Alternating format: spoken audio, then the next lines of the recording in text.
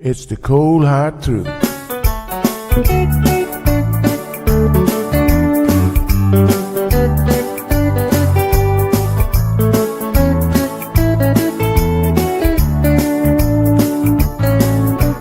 Everyone really want to know what's going on with her show.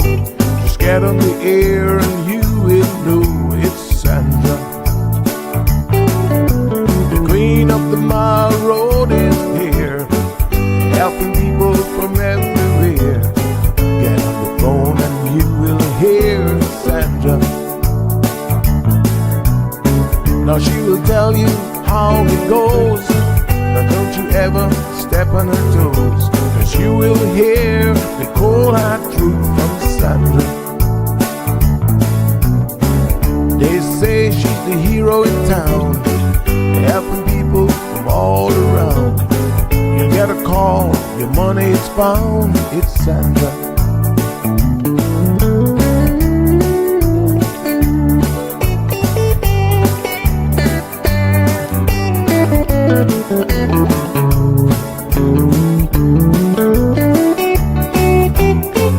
Some will call her late at night just to say that there's a fight, and she will not just leave it alone. She'll get up and call on the phone, and when politics starts on her show, everyone really wants to know the way the things will really go with Sandra. And some will start to criticize, get on the show and tell pure lies, but someday we'll realize it's Sandra. And when they start to argue again, she'll pull the heads to the wind, and soon you will be a friend of Sandra. 'Cause every day everyone wanna hear from Sandra. 'Cause every day everyone wanna hear from Sandra. 'Cause every day everyone got to hear from Sandra. 'Cause every day everyone got to hear from Sandra.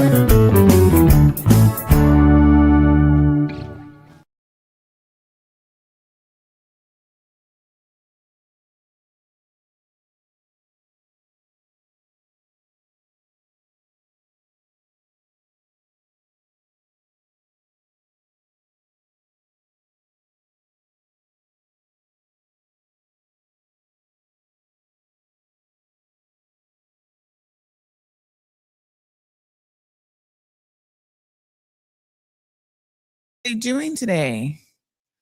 Beautiful day in paradise, as far as I'm concerned. We're alive. Most of us are healthy, or at least we think so. And maybe, 50-50. It's fantastic to be positive about our health for sure. All right.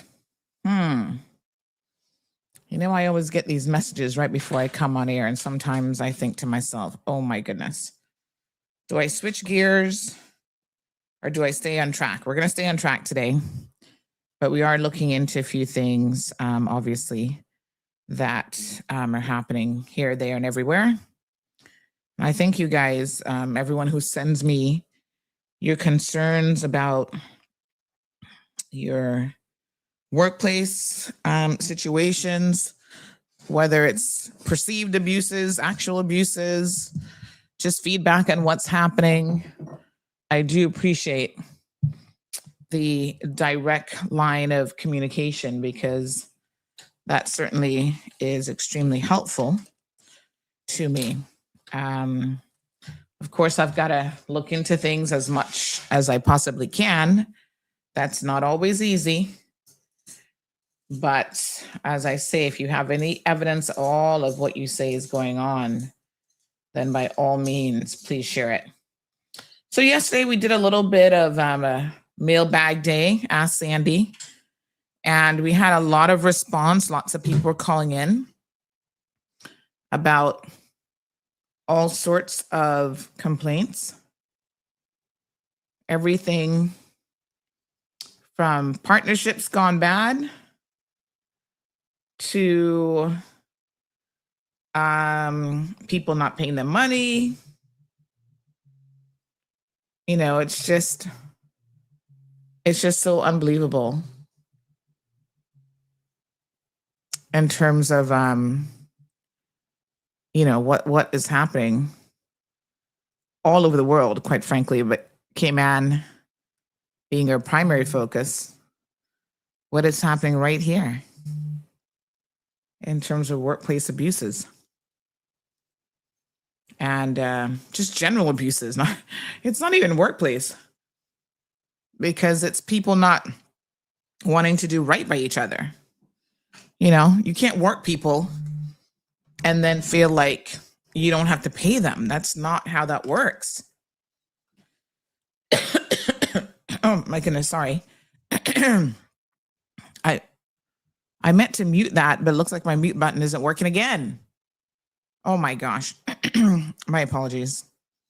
I don't know if this board updated, but I did notice yesterday it was off. And I'll probably have to restart it after the show. I did not mean to cough in your ear. Excuse my manners. I hit the mute button and nothing happened. Oh my goodness, how rude of me. Speaking of people that are rude, did you guys see this video in circulation with President Trump making fun of Joe Biden, who has cancer, and trying to make it like he's coughing and talking like him? I mean, there's certain things you just don't do if you're a decent person. And well, I think we passed that stage of believing that he's a decent person. I don't even think his supporters believe that he's a decent person. They're just willing to do everything the wrong way to get what they hope will be a particular end. And can I just tell you that the end result isn't even going to be what they think it's going to be? When you go too far in any direction, this is where moderation is key.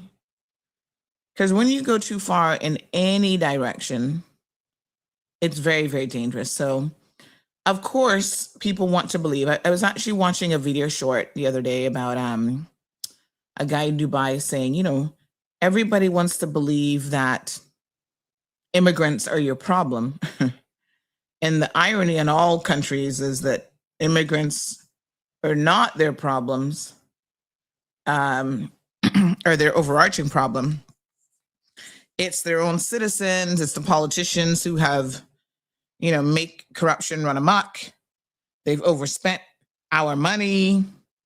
They have run infrastructure into the ground because they haven't been taking care of it. It's all of these things.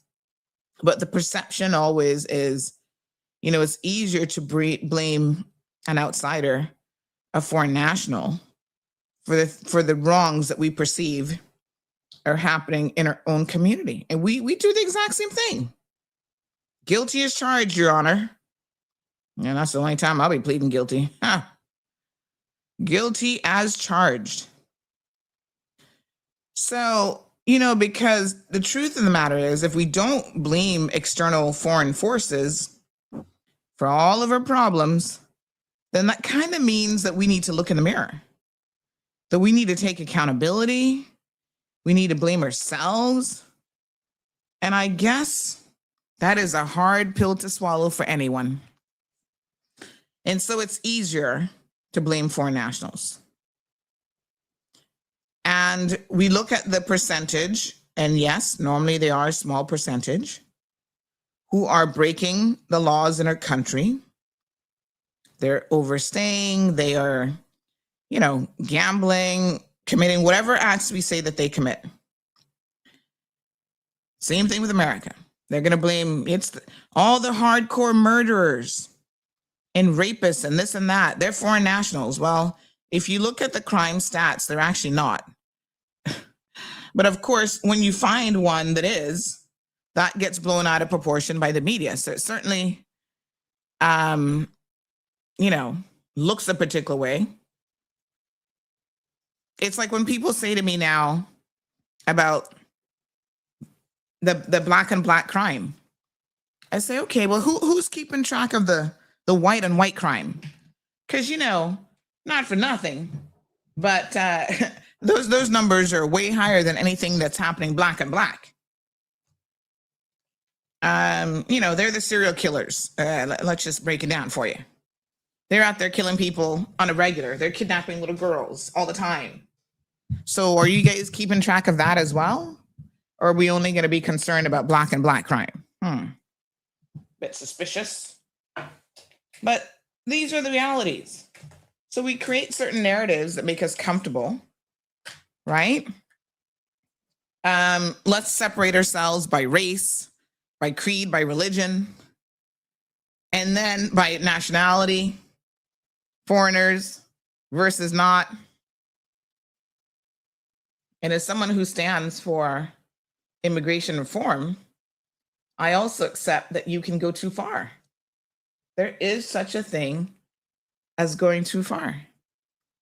In the United States of America, they've gone too far.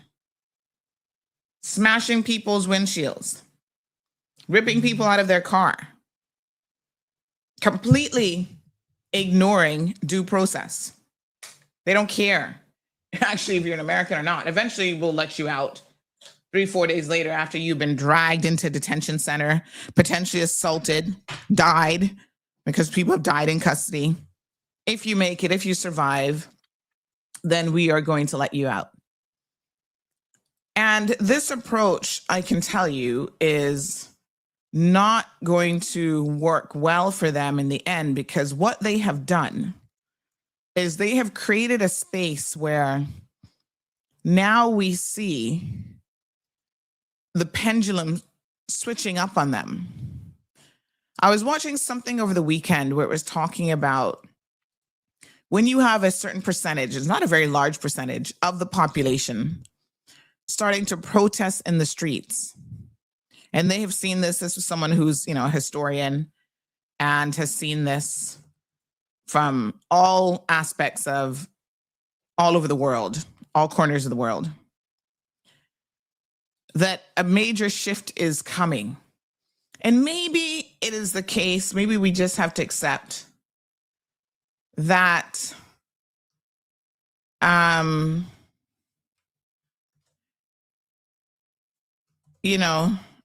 America needed a shift. Maybe we needed a shaking up. Maybe they needed someone like a Trump to remind them of the very democratic principles upon which their country was built. All these people claiming that they're Americans and, they want the foreigners out. Not for nothing. But just a couple generations ago, you were the foreigner. I mean, let's be clear here. Yeah, not that long ago, y'all came from somewhere.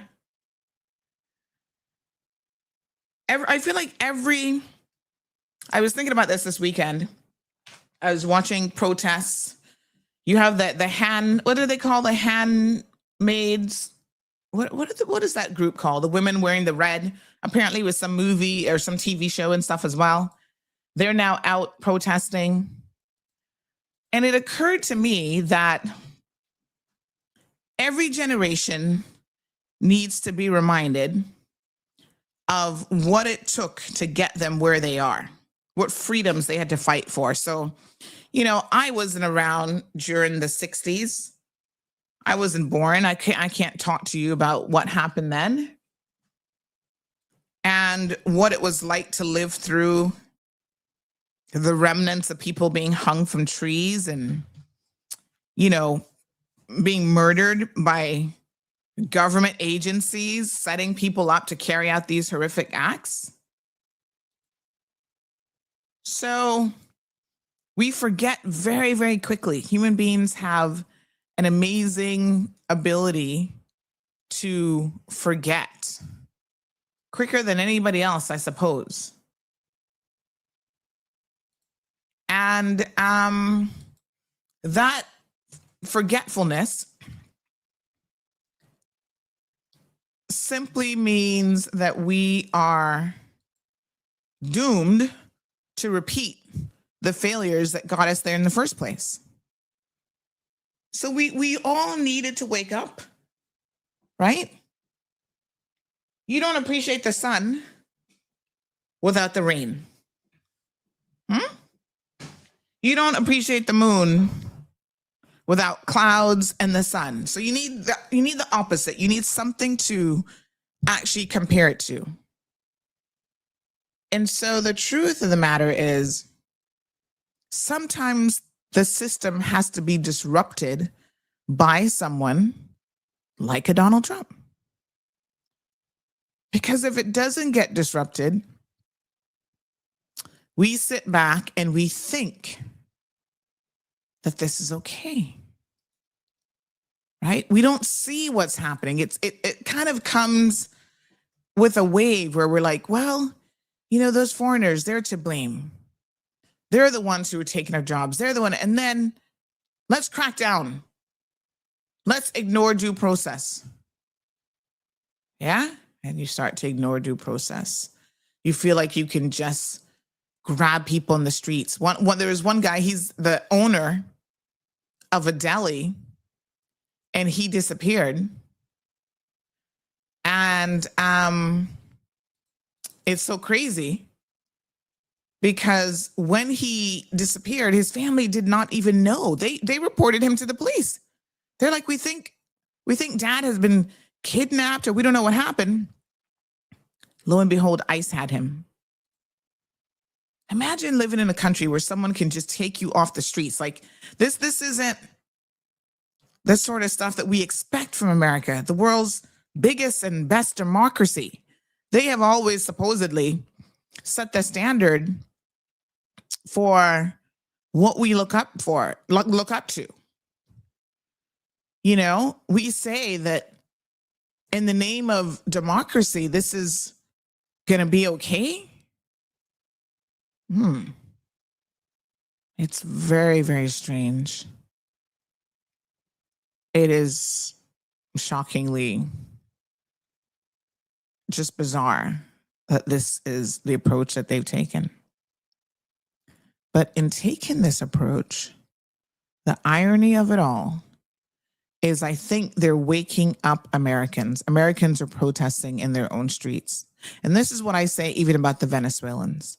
Everyone has to wake up.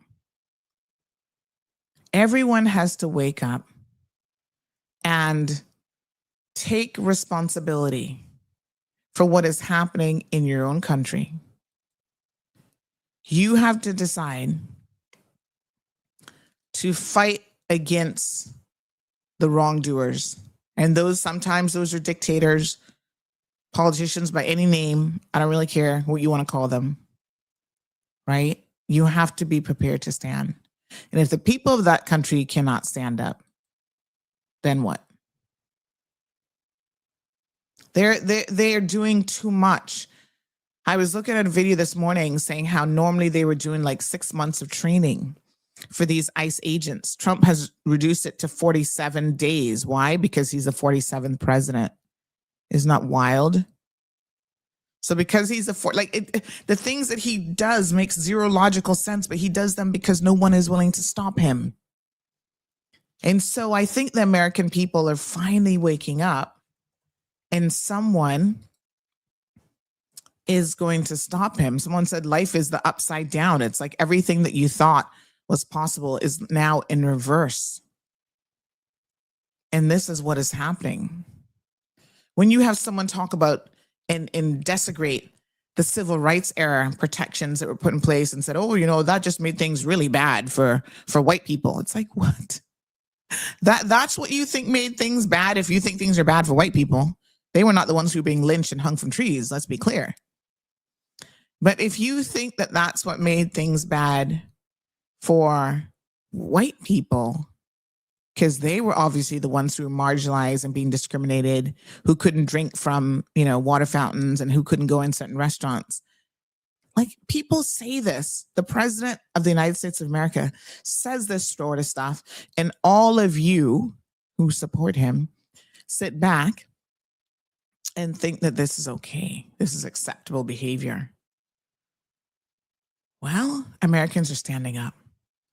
They're recording this behavior. They are speaking about not just Nicole Good, who was gunned down in public, on a public street, in a white as you can probably get. What do we call it? City in America. And people are going, this is the United States of America? Foreign leaders are saying the United States of America is no longer a democracy. They're the worst place in the world. And as much as I hate to say this, absolutely nothing is going to change unless you have this sort of revolt. So you got to just keep going. I'm not living there, thank God. I don't even want to go there. I got to tell you the truth. At the moment, I have, if I need a package right now, I'm like, who's coming from Miami? As a matter of fact, anybody coming from Miami? Let me know. There's something I need. I don't even want to go there to shop. Now, it's bad when Annie don't want to go and shop. Right? I don't even want to see this. Because I'm seeing so much of it online. It is so disturbing. It's just absolutely shocking what is happening. But it has to happen. People have got to wake up. They're going to see that the real problem had nothing to do with the foreigners in their country. The real problem has been you guys have allowed your politicians to run amok for far too long. They've done whatever it is that they wanted. You didn't do anything about it. You voted wrong. And now they are going to continue to, desecrate your communities. Right now, there is a militia, Black community militia in Ohio that has formed a patrol group after neo-Nazi rallies were taking place in their Black village of Lincoln Heights.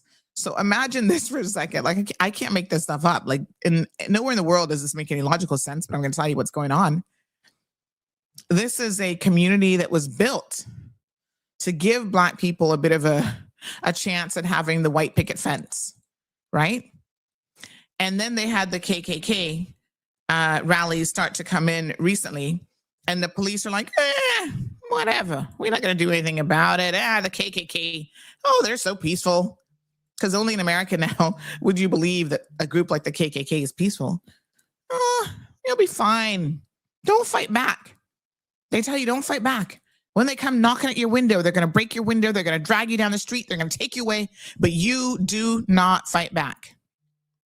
Yes, I've seen what's happening in Iran, Scott. And boy, America is starting to feel like some of these other countries. Have a look at this. This is so wild. When I saw this, I was like, huh? Alternative universe. Police officers or soldiers. We're business owners, we're fathers, we're sons, daughters. These are civilians, members of the Lincoln Heights Safety and Watch Program. It's a duty. Okay, let's go. The duty, protecting their neighborhood, the majority Black village of Lincoln Heights, Ohio. Ain't nobody scared of you. After neo-Nazis held a rally here last month, carrying rifles, waving swastikas, and hurling racial slurs, just moments before children were let out of school. At the time, law enforcement officials said the neo-Nazis did not break any laws, but an investigation by county prosecutors is ongoing. Weeks later, the KKK came with these flyers. First African-American community above the Mason-Dixon line of staff. Safety and Watch Group spokesperson Durrance Daniels says the police did not do enough, which was more chilling because the town was founded in the 1920s as a safe haven for Black residents. Lincoln Heights is our home. If somebody broke into your home, you call the police, and the police says, if they do it again, we haven't broken any law, so we're just going to allow them to break into your home again. What would you do? Are you worried at all that having a potentially armed response could just create more friction, create more danger? I'll answer that by saying I've never felt safer as a Black man in my community than I have right now. The mayor of Evendale, which oversees the police force that responded that day, said in a statement to NBC News, "Our emphasis on de-escalation and public safety resulted in the incident's resolution without injuries to any of the persons involved." But residents here say they can't afford to wait. Every day, the Safety and Watch group escorts children to school and patrols the streets. Why do you all wear masks? Those Nazis, we have reports of them finding our backgrounds, so we're not hiding ourselves from the residents, but we're protecting our family from what we're doing out here. While many locals do support the security group, some, like business owner Eric Ruffin, say they wish the group wasn't needed. We don't want to become what we hate. You know, we don't want to become a group of people that walk around feeling like we have a reason in America to have to protect ourselves. And this community Stand up. Stand up. is not backing down. Wow. It's so crazy. My gosh. Like I said, I lived in the States and I have never seen anything like this. It is just unbelievable. But there you have it. Right now we have, after the Venezuela invasion, you know, we have the oil companies saying, we don't want to go into Venezuela. We don't even see how this is going to be profitable, because this is what happens, right? You pick a leader who is so brilliant. He hasn't thought this plan through properly to its logical conclusion. Oh, we Americans are going to pump billions of dollars into the Venezuelan. And the people who he expects to do that, who were supporting him to get elected at the campaign level, when it comes down to it, they're like, no, that's not part of our plan. We don't want to do that. And so what does he do? He starts to attack them. Have you guys seen that now? He's upset with the head of Chevron because they're not on board with his ill thought out plan of stealing Venezuelan oil. And they're like, no, we're not going to invest that kind of money into the infrastructure. But that's what he's all about. Let's get it done. So there you have it. It's pretty wild. And so we will continue to watch the situation, because if you think that this isn't concerning to us as Caymanians, y'all need to be very, very, very careful about that concept. Yeah, it's pretty wild. Anyway, we continue to watch. People continue to protest. The protests are growing. And so, you know, we'll see how this all plays out. It's just very, very sad. But like I said, sometimes this level of disruption of the system is necessary for people to remember what democracy is supposed to be about. When you threaten the Federal Reserve of all people, that you're going to fire them because they're not adjusting. Remember now, these people are industry experts, right? Although he'll put someone in there who isn't. But traditionally, they've been industry experts, and, you know, nobody's perfect, but they certainly know a thing or two. Someone who's filed for bankruptcy so many times we've lost count, right? He's going to tell them how to save the U.S. economy. And when they say no, then, oh, you're being investigated. It's a problem.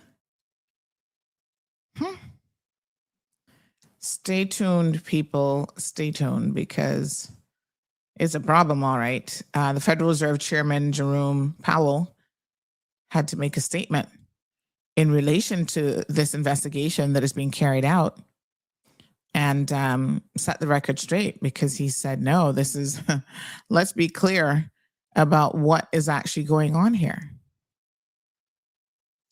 It is so incredibly shocking and wild. I don't know what to say. I'm at a loss. You know, all laws now are just thrown out of the, you know, normally when you have an incident where someone is shot in the middle of the street, even by police, there's a particular way in which the scene is handled. There is a particular way that, you know, you treat it like an investigation. They did not do that with this Nicole Good, may she rest in peace. Renee Nicole Good. They didn't do that with that at all. They just picked up the body and took it away. So whatever evidence there would be for building a case, they've literally destroyed it, other than the videos that people took. You know, they completely destroyed it, because they don't want an investigation. They don't want the truth. And we have got to understand that an injustice anywhere is an injustice everywhere. I'm not an American. I could have been if I wanted to be. I had my residency. I voluntarily gave it up. I couldn't see myself living in that country, so I didn't want to maintain it. Right? I wasn't going to live there long term. I figured, well, if I ever want to go back, I suppose there's always an option of getting it back.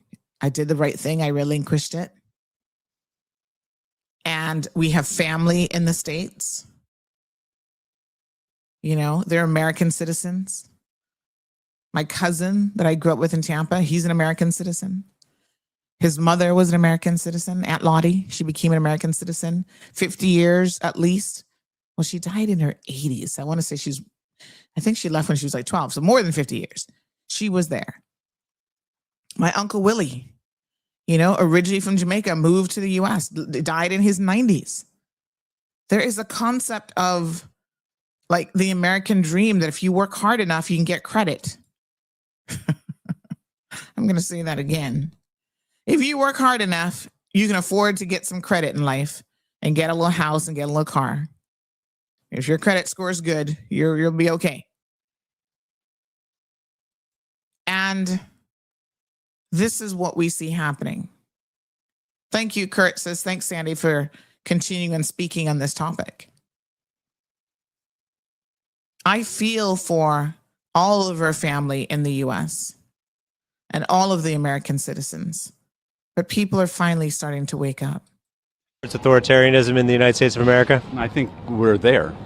The fact that we have a police force that is unidentified, that we don't know who they are, they wear masks, and they're snatching people off the street, violating due process, that's a pretty good sign.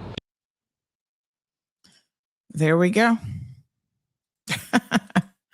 That's a pretty good sign.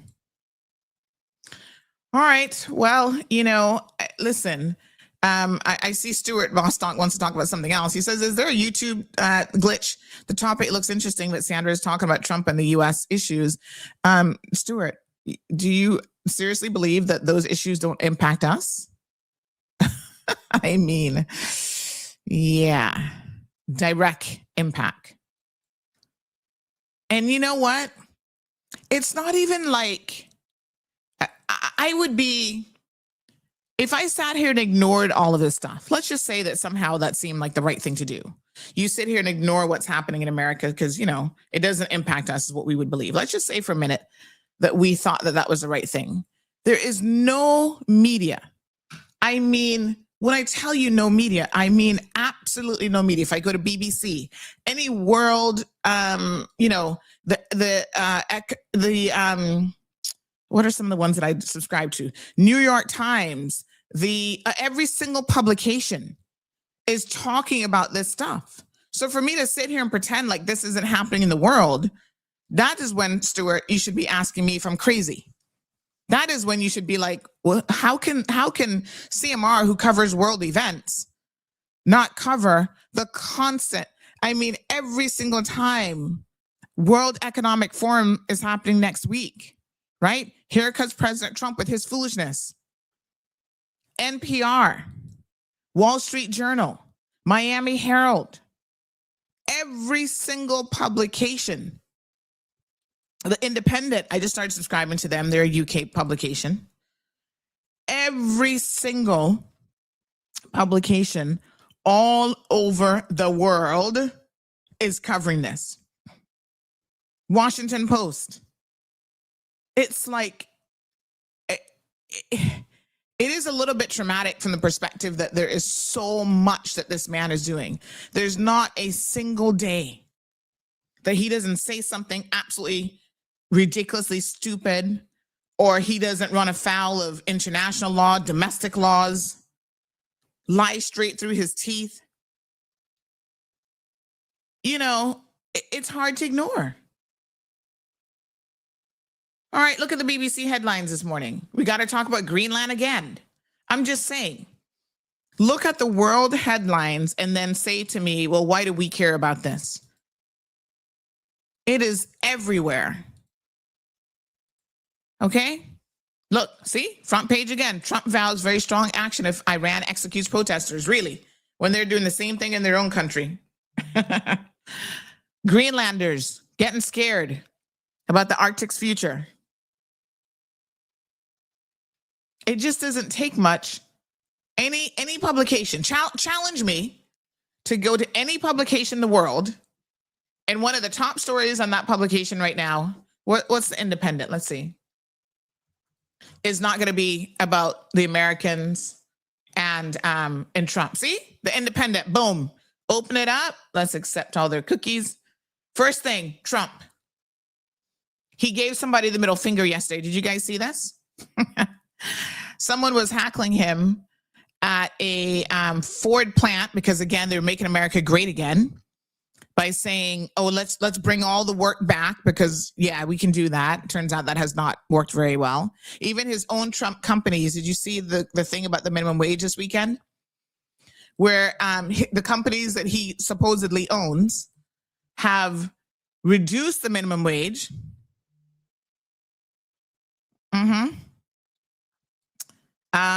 So they want to pay workers even less. They want to talk about, we're going to talk about minimum wage here for Cayman in just a second. But, they want to talk about minimum wage. And what do? They end up paying their workers several dollars less. Because, you say one thing with your mouth and then you do something completely different. So here we go again. He actually gave somebody the middle finger. This is your president of the United States of America. Gave someone the middle finger yesterday and told them F you. Because they don't like, I don't think I've ever heard of any other president in modern times doing anything like this. I mean, I can't speak to what they might have done in the 1600s, but I cannot. And then y'all still sit down and talk about how this man is so well respected and he's so presidential. Trump Vineyard seeks foreign workers. Listen to this headline. Trump Vineyard seeks foreign workers at lower wages after administration policy shift. So weeks after the Trump administration lowered minimum wage for temporary farm workers, the same ones that ICE is going out there grabbing and taking off the streets, the Trump administration sought approval to hire 36 foreign workers for its Virginia winery at a pay rate nearly $2 an hour below what it previously offered, Forbes magazine. Right? Civil rights led to white people being very badly treated. How can you ignore this stuff? It would be remiss of me if I didn't discuss it. So when you say, oh, gee, we're talking about this. Yeah, we're talking about it because it is everywhere. Here's another one in their political, Independence, a UK paper, making headlines with American politics. See what it says here? Woman dragged from car by ICE agents yells, I'm disabled. In chaotic scene, they didn't care. They're dragging disabled people. They are dragging council workers. Did you see that? Where they arrested a council worker and the city council's like, the dude works for the government. He's a council worker. And it doesn't matter. The Pentagon used a plane that looked like a civilian aircraft in a boat strike. Something that the law prohibits. You can't pretend to take on civilian status to fool adversaries. And that has happened. You just throw law and order completely out the window right now. None of that appears to matter. And you sit back and wonder why I'm talking about it. Washington Post. New York City Council was detained by ICE on January 12th as he attended a routine immigration appointment at a court in Long Island. You can imagine. He works as a data analyst for the council, and the New York City Council speaker had to address this. Okay. Another headline. U.S. staff told to leave base in Qatar after Iran threatens attack and major escalation. Okay.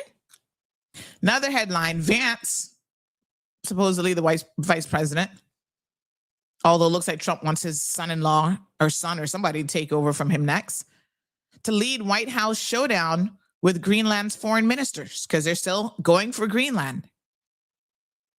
Okay. Trump tells new CBS anchor that he owes his job to him in first interview. This is the world. Yeah. You've got several attorney generals quitting after, I think it's about six of these attorneys have quit after the Department of Justice have demanded that they investigate the widow of the young lady, Renee Nicole, who was gunned down in an American street just last week. They're now saying, oh, you guys need to investigate her widow. Investigate her widow for what? Her widow was not the one who pulled the trigger. Even Joe Rogan says people now see ICE as murderous military people and calls fatal shooting of Renee Good horrific. Look at the story after story after story. Give me another publication. I challenge you. Give me another publication that you want me to pull up, any publication in the world, and let's see what their headline. Let's look at the Hindu Times. I mean, I don't really read them, but let's see. Hindu Times. Let's see now. What's their direct link? Hold on. We need Hindu. Is there such a thing as the Hindu Times? The Hindu? News from India and the world. Look at that. Trump.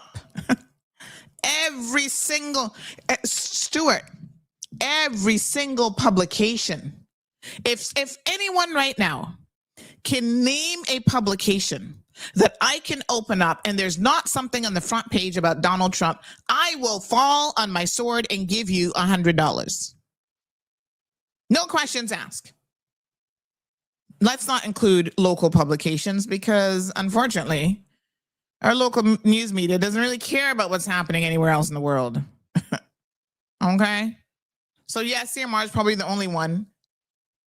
I haven't looked at the Compass, so I can't tell you, but I doubt that they're going to have anything up.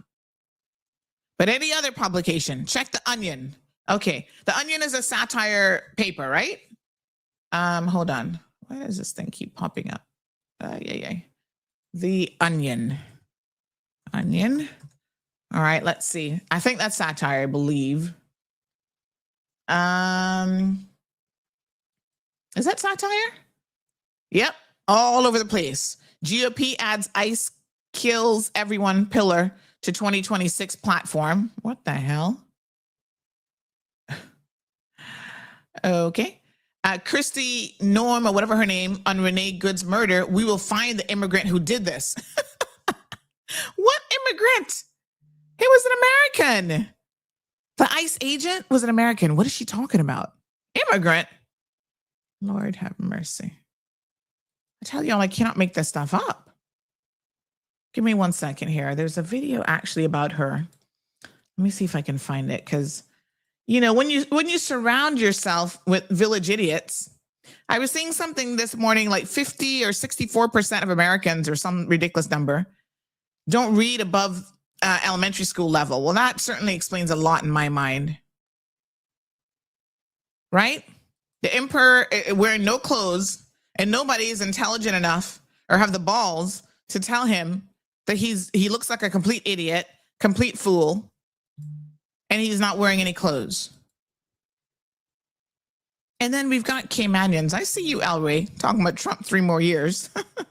Then we've got Caymanians who are all too happy to sit back and support this kind of nonsense. Let me tell y'all something. It is really, really shocking. ICE vows to restore order using whatever force unnecessary. I think they meant necessary. So The Onion, as I recall, is satire. All right, give me another site. Challenge me. Come on. Let's close all these web pages. Okay. Anybody think that they can win this challenge today? Give me a publication. No, that's the point, El Rey. Even the Onion has headline news as Trump. Everybody does. Jamaican Observer. That's a good one, Sydney. I like that one, Sydney. All right, let's see. Jamaican Observer. All right, let's see.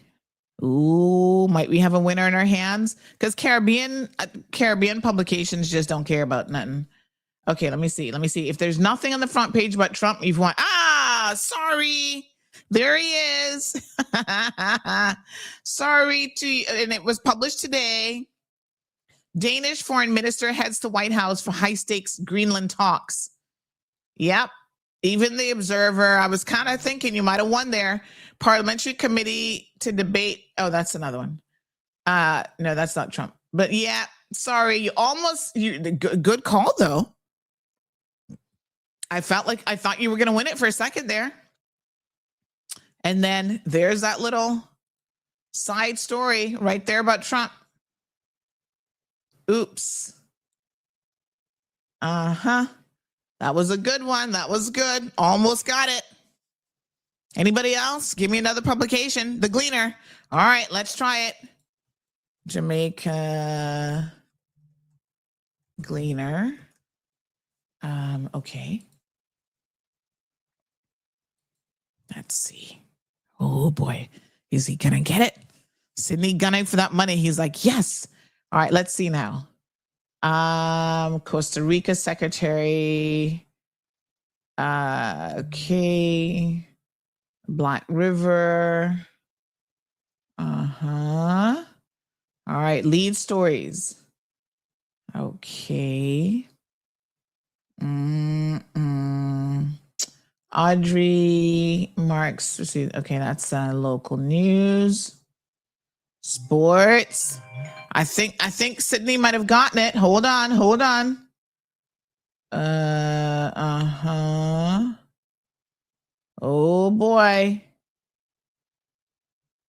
I think maybe. Oh no.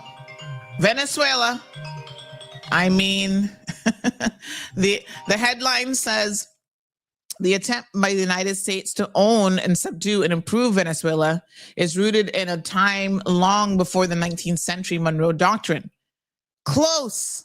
It was in the letter to editor section. Lawsuits by Trump allies could shape how the 2030 census is done. Good morning, caller. Oh, hold on one second. I'm not hearing you. I feel like I need to restart this board, Hold on one second, mama. Hello? Oh, no, I still can't hear you. All right, let me restart this phone. I really feel like I need to restart the whole board, to be honest.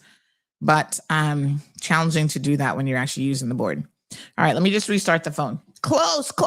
You almost got it. Almost.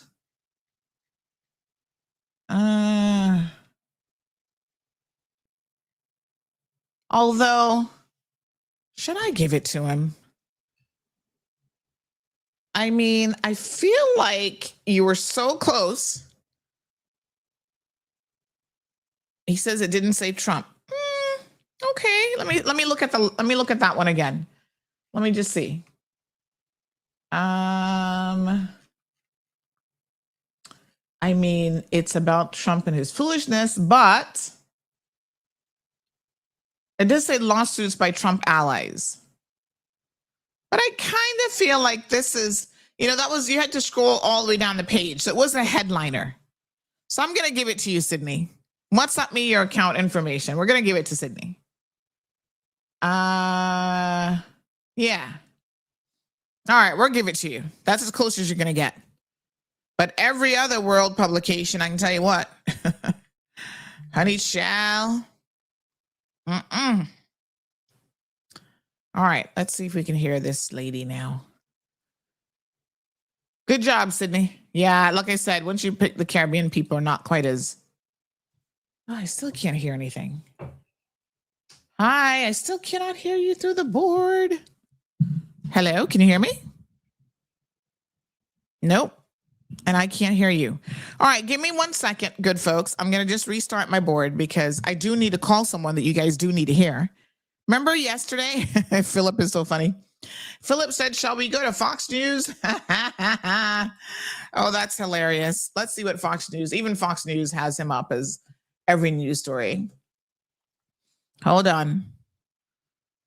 As you can see, I don't really read any of these news publications. So Fox News, okay. We don't need to know about Fox and Friends. ICE shooting, fraud probe, and more.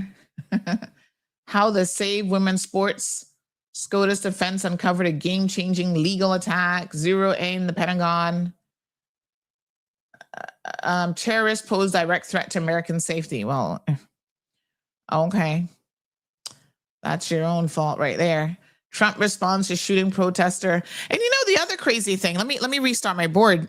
So I'm going to play some music while I do that. But the other crazy thing that I must say is at a time like this, when things are happening in Iraq, Iran, all over the world, the last thing you think that the Americans would want to do is marginalize their own allies. But they have no sense whatsoever. They don't even care.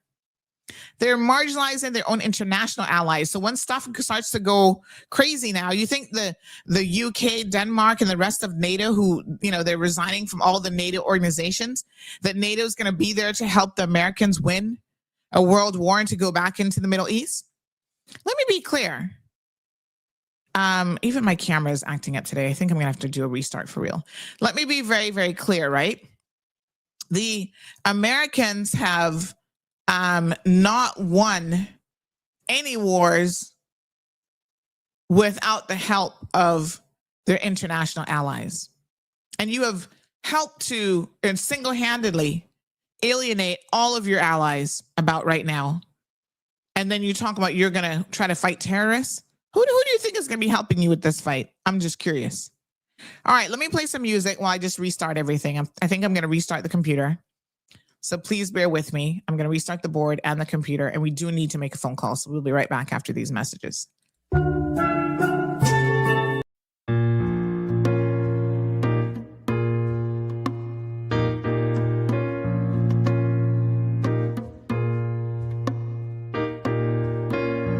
hear the people talking.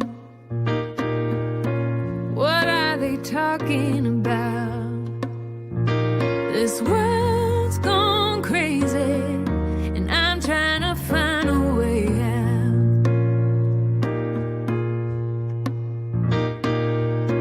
Nobody knows where we're going, or if we're going at all. Nobody cares if we sin, if we have nowhere to fall. It's a singing symphony, playing as the ship goes down. It's a porcelain epiphany, breaking if it hits the ground. I gotta find a way out.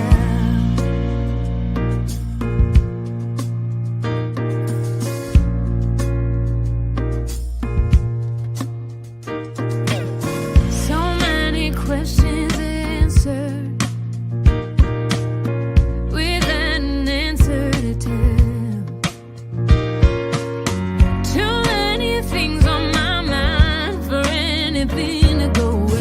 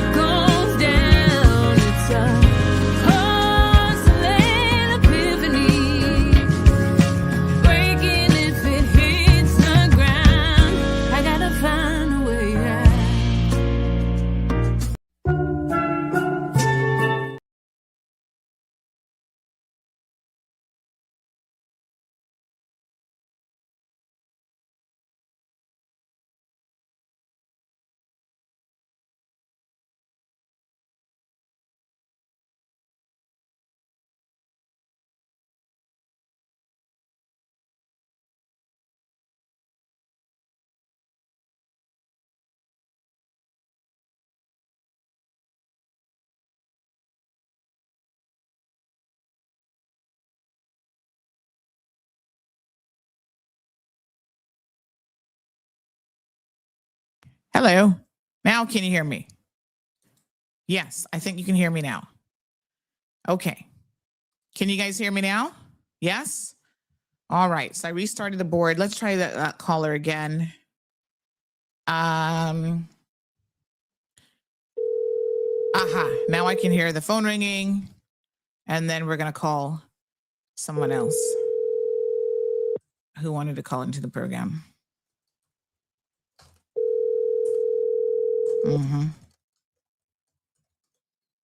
Okay. Maybe she was calling to win. I'm not sure. All right. So we'll give it to Sydney. Sydney, what's up, me? All right. Let me just make a phone call because someone wanted to actually join the show about one of the phone calls yesterday. So hold on. Let me just give me 1 second. Let me find the message. So we had a lady that called yesterday. And she changed her mind. Okay. All right, then. Anyway, remember the young man who called and said that his friends had taken over his account? So apparently, the woman reached out and said that they had an intimate relationship. Listen, that's what I'm telling y'all. Now she doesn't want to come on and talk about it. But listen, these things. Wow.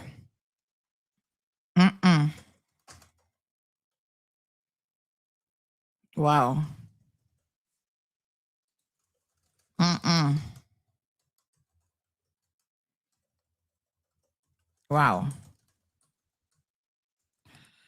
Yeah. Anyway, not surprised by that. Somebody said try the Keyman compass. I doubt the compass has anything. Let's see. I mean, I don't really read the compass either, but let's see what their headlines are. Verify you're human by completing the below action. Okay. Keyman compass. Like I told you guys, we can't do local because they don't really cover anything.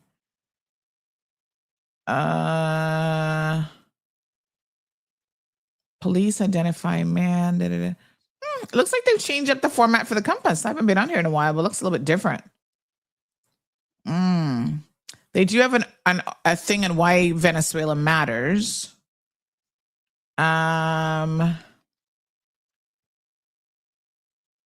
Let me see here. Yeah. Trump, there it is. Trump's plan to cap credit card interest rates alarms bank shareholders. So that's on there.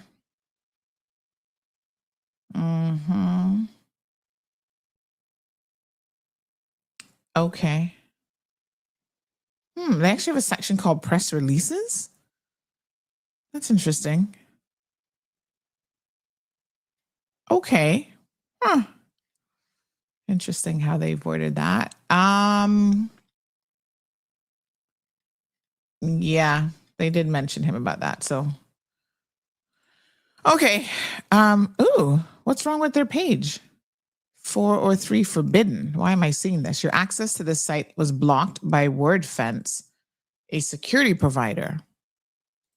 Can somebody let the Compass know something's going on with their site? I just clicked in a story and I got, let me show you what it's showing so you can somebody can let them know.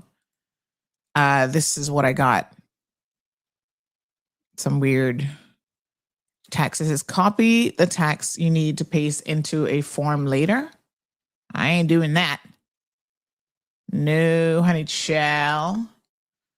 Let me see if it does it with more than one story. Let me click on something else. Oh, I think there might be a problem with the Compass website. I'm getting a 403 error message. Somebody report it to them so they can fix it. You know, these things sometimes happen. I don't know. Let's try another article. Yeah, weird. Okay. I don't know if it's just me, but that's what's happening. I get to the homepage. But then when I'm clicking on stories, it's giving me that. Okay. Anyway, I'll close it out. Somebody look into it. All right. Let's move on. Minimum wage here in the Cayman Islands. Let's talk about it. Evelyn says that's a bug. Don't copy. Oh, honey shy, you're not getting me to copy nothing. Definitely not. Evelyn says you never see smoke without fire, but in this case, it's the fire, then the case. What a bangarang, right? I knew something found. Listen, Anthony, you didn't have to tell me that. You know, it's always some mix-up story. Girlfriend, boyfriend, mix up, meow, boom, boom, this, that, ling-a-ling-a, all kind of mix-up stories. I am not surprised. None of that would surprise me. In fact, it would surprise me if that isn't what it was about. You know? Yeah. Not surprised one bit. Yes, I was like, what kind of people? You would make this woman have access to your, what? A friend? What kind of friend? Chill. That's what I keep telling y'all. Get your lives together. Get it together, honey, chill.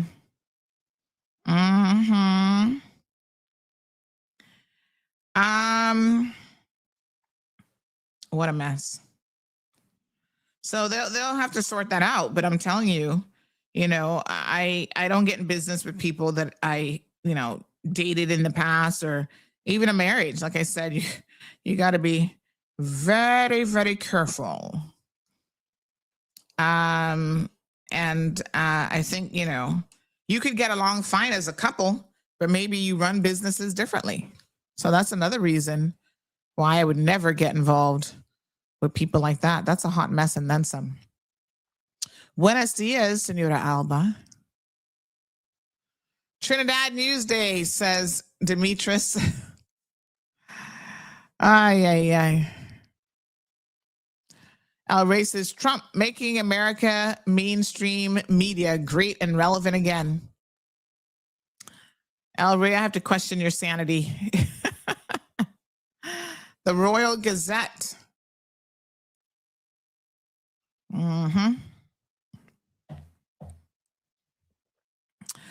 All right. Miss Pat says you can do as much as you want, but not for as long as you want. This will end. Oh, yes, that is so true.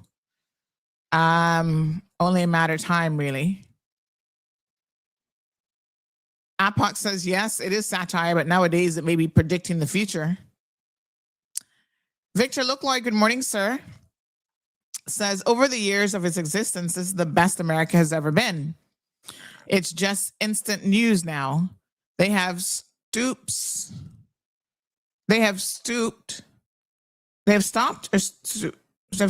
having hanging parties and stopped burying black babies in the swamp and using golf clubs to take their heads off. Okay.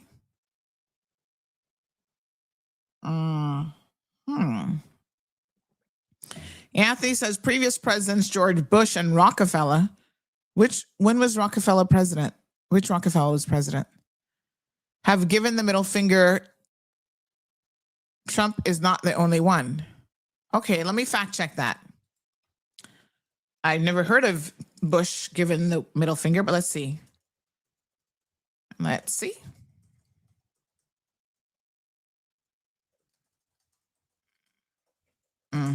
Let's find out. All right. Now, I don't mean giving your own family members the middle finger. Maybe he was giving it to his dad or something, but you didn't say which president you're speaking about.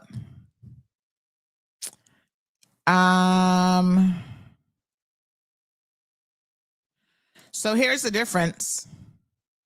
George W. Bush before the presidency, so he was not a president. So again, fact check and found not to be true, Anthony. Sorry. We're going to start fact checking all of you. So a widely circulated one-fingered victory salute video shows Bush, then Texas governor, flipping off the camera in a joking backstage moment before a TV hit. This was not directed at protesters or the public, or predates his presidency. So you can still find that one on YouTube. That's the only one. Rockefeller, which Rockefeller are you talking about that was president of the United States?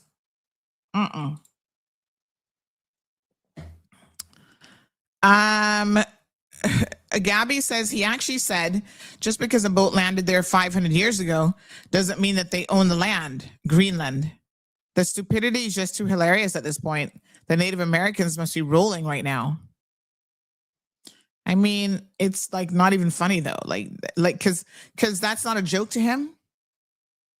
He believes all of that. You know, so this is where it becomes dangerous. Debbie says, I wouldn't live in the US for nothing, even for free. The US is a disgraceful place. Apoc says, don't be surprised if they give anyone going into Venezuela a tax break to make it worth it. All the tax breaks in the world, not going to be worth it. Apparently, y'all didn't know how poor the infrastructure was in Venezuela and what it would take to get up and running again. All right, let's talk about the cost of everything here in Cayman going up. And I'm trying to reach out to some businesses who can have this conversation, because we you know, add things together in our own heads and we think that there's a cause and effect, which sometimes there really isn't. The cost of things have definitely gone up. The cost of food has gone up. But at the end of the day, there is this question of, I gotta show you guys the middle finger picture. Hold on, this is so funny. As I open up this news here, it came up. There it is. He was called a pedophile protector, and apparently that's what set him off. I mean, the guy didn't exactly tell any lies. I'm just saying. But there you go, President of the United States, boy, looking so dapper. Good morning, caller. Good morning. Hello.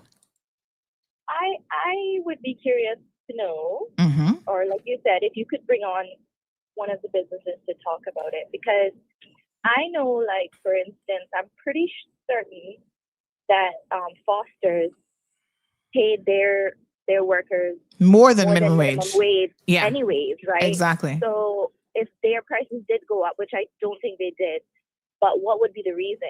Right. You get what I'm saying? Yeah, a lot of companies, a lot of reputable companies paid more than minimum wage anyways.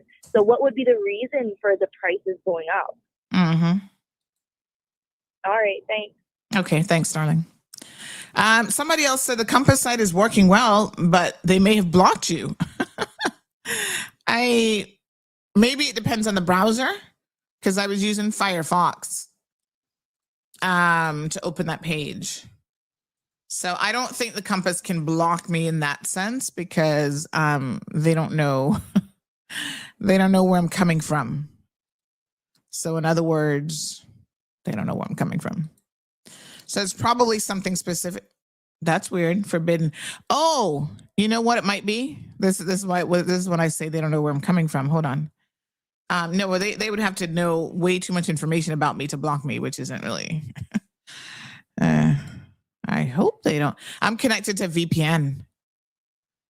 So it's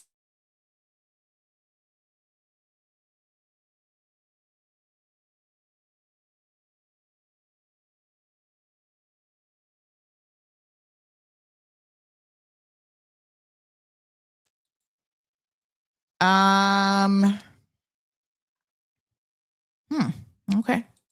That's what it is. Mystery resolved. They don't want you using a VPN in their site, apparently. Kind of weird, but all righty. All right. Yes.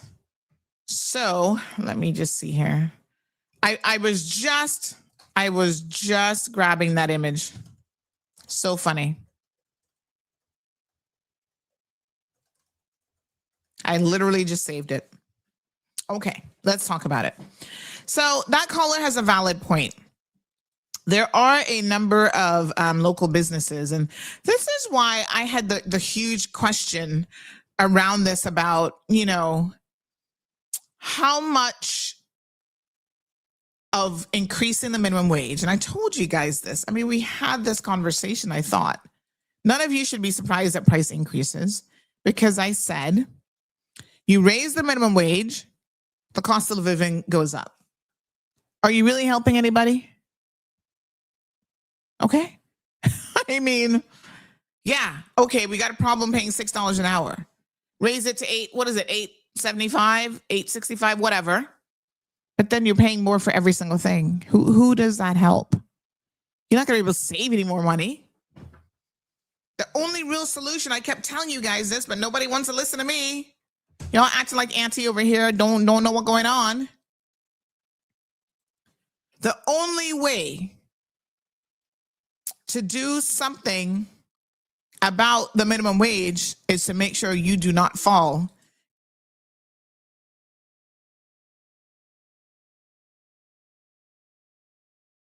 man the other day. Oh, Miss Sandy, you know, I can't pay my rent. This, I said, okay, tell me about your life. What are we doing with our lives?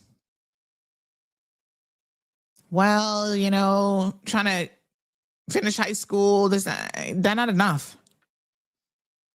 If you're not qualified to do something, anything, something that is in demand, you're always going to be a minimum wage worker. And you cannot be a minimum wage worker and survive anywhere in the world. There are places in the US where the minimum wage is $12, $15 an hour, and they still can't afford rent. They're still living, all 5 people bungled up together. Because minimum wage is never a livable wage, no matter where you live. Yeah? Let's talk about it now. Prices. Someone sent this today. Cayman Brack. I don't know what if they're paying minimum wage in Cayman Brack or what they're doing. $17.99. $17.99 for Oscar Mayer lower sodium bacon. By the way, when they say lower sodium, don't fall for it. $17.99. Right?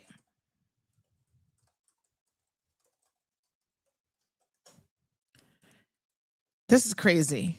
I mean, I can't imagine a pack of bacon costing $17.99. What kind of import duty are you guys paying there in Cayman Brack? Is that the same as everybody else? $17.99 for a pack of bacon. That's CI dollars, by the way. If you have a family of 4, that's not even enough to feed them because, you know, each person's probably going to want 2 slices. How many pieces are in that bacon? Barely enough. Maybe if the baby only wants half a slice, which, trust me, you want to give up this bacon anyway. What's in it is highly linked to cancers, especially colon cancer. So not for nothing, but they're now labeling it as carcinogenic. So, I mean, there is a broader question here. And I have to really think about this because now the same people who were demanding before, like, yes, we need to do something about the minimum wage, are the same people now who are like, well, you know, I'm going to my fast food joint and the prices have gone up. I'm going to talk to some of those fast food places, the owners. I know some of them. Obviously, they advertise. Some of them advertise in CMR. And I need to get a clear picture. Oh, we've already got an answer. Look at that. I did ask the question, and I'm so glad. Some of them are very, very responsive. Thank you, sir. Let's talk about what they have said in response to this. I wanted to know what was the driving force of the increase to their goods. And so let's take it now from their perspective, because again, I don't own a fast food restaurant. I don't own a grocery store, right? I am in the retail space a little bit still. You know, we got our dash cams, we have our streaming boxes. You know, I have a retail license, so I can technically bring in anything and sell it once it's legal in this jurisdiction. But I have always understood as a business owner, there is a much bigger umbrella of the cost of doing business. And this is what a lot of people who get into business and retail specifically do not understand, that the cost of doing business in Cayman is not cheap. Not for nothing, but that is why so many people are outsourcing. I got a call yesterday for Flow. They weren't calling me. They actually called somebody else, but they called my number. I don't know how they got my number. For this person, they were calling from the Bahamas. When I saw the thing come up, Providence, Bahamas, I'm like, why the hell is Flow calling? You know, who's calling me from the Bahamas? It was Flow. So it's cheaper for them to have a call center in the Bahamas than to have those people in Cayman working. The cost of doing business in Cayman is not cheap. Let's have a look at this response that we got in relation to this. Because we have a perception, and our perception, if we're not in the business, is not necessarily the reality. So this is what this business owner has to say. And yes, they are in the space of, you know, yeah, Gabby, you talk about Burger King. Let's see what they have to say. Okay, let's get it straight from the horse's mouth. She's saying the 2-for-1 deal is now $9. The person says, good morning. This applies to everywhere, not just me. Beef is up since last year, nearly 20%. Ah, there you go. There's your President Trump connection. For those of you who don't want to talk about him. Why do you think beef is up? Oh, it just miraculously went up because the cows are golden all of a sudden? His policies have impacted the cost of everything, double-digit inflation in the United States of America. What do we say here? They sneeze, we're the ones catching the cold. This is a perfect example, right? This person has given a thank you for being so detailed in your response, because these are the things that we need to look at. Minimum wage is but one factor, but this person's like, no, let's look at the bigger picture. Beef is up nearly 20%, and this year already, again, by 11%. This year, we're only in 2 weeks. I mean, what is today, the 14th? Not even 2 weeks. And it's already gone up by 11%, another 11%. Eggs, while coming down, doubled last year. Remember the egg situation where people were running to Costco, grabbing multiple dozens, and then your restaurants, both in Cayman and elsewhere, they were also saying, well, because of the cost of eggs, we can't afford to sustain this. So if you ordered an egg on the local menu, you had to be prepared to pay an extra $1 or $2, and they put a little sign up. So listen, eggs are now a premium. If you want an egg, we can't make that omelet for you with all of those eggs at the same price that we had before. So now any egg menu, we're going to have to add in $1 or $2 to it. All right, eggs up. Doubled last year. Starting to come down now, it says. This business owner says, I did not pass any of that through to pricing as I thought it would adjust. So these are the calls now that business owners have to make. Like, what do you pass on to your customers? Eventually, everything is passed on. It either impacts your profit directly. And if you're willing to operate a non-profitable business, I guess that's one thing. But who does that? Nobody gets in business to have a failure of a business and to operate a non-profitable business. That doesn't make any sense. So I guess these are the choices that business owners have to now make. Okay? Oils and fats for cooking went up 12%. Shipping costs went up by 7%. The biggest ones, if produce, that is up about, is produce, which is up about 25%. Wow. Damn. Then add in labor costs, rent, insurance for both business and health. Utilities are the single biggest line item in my business, i.e. CUC, drinks, soft drinks, coffee, all that went up month over month. Then we have the unknown of this year. The things that will impact food costs will be, there should be lower, so this is what they're suggesting could potentially help. There should be a lower import duty on all food, or it should not include shipping and insurance. Because remember, now when you bring stuff in, they're not just charging you duty on the item, they charge you duty in everything. So whatever your shipping cost is, your insurance cost, but that's revenue for government. So are we prepared to take away revenue for government? Question mark. Number 2, CUC. The electricity situation needs to be addressed. In the US, this equates to 1% of a company's sales. Here, it's 6%. Okay. But what are you going to do about that? Are these businesses trying to innovate themselves? Any of them going solar? Any of them getting solar panels? Are they looking at how to, improve? Let me ask this question, because they've built some new ones. Any solar panels on any of your locations? So I beg the question about what they can do to help themselves. Number 3, insurance will go up again, as we haven't felt the impact of Melissa destruction and payouts. So remember, so this will be huge, they say. So remember now, regional and international events impact came in. I need you all to stop living in a bubble. Seriously, stop living in a bubble. Because when you live in a bubble, that's when you sit here and ask me, why do you discuss these international things? What does it have to do with us? Hurricane Melissa, although it did not directly impact the Cayman Islands, through how reinsurance works, we will all pay for that. And that is billions of dollars worth of damage to Jamaica. In the last 4 years, I've had no claims. My business and property insurance has increased by 50%. Let that sink in. Business and property insurance has increased by 50%. My health cover has gone up by 25%.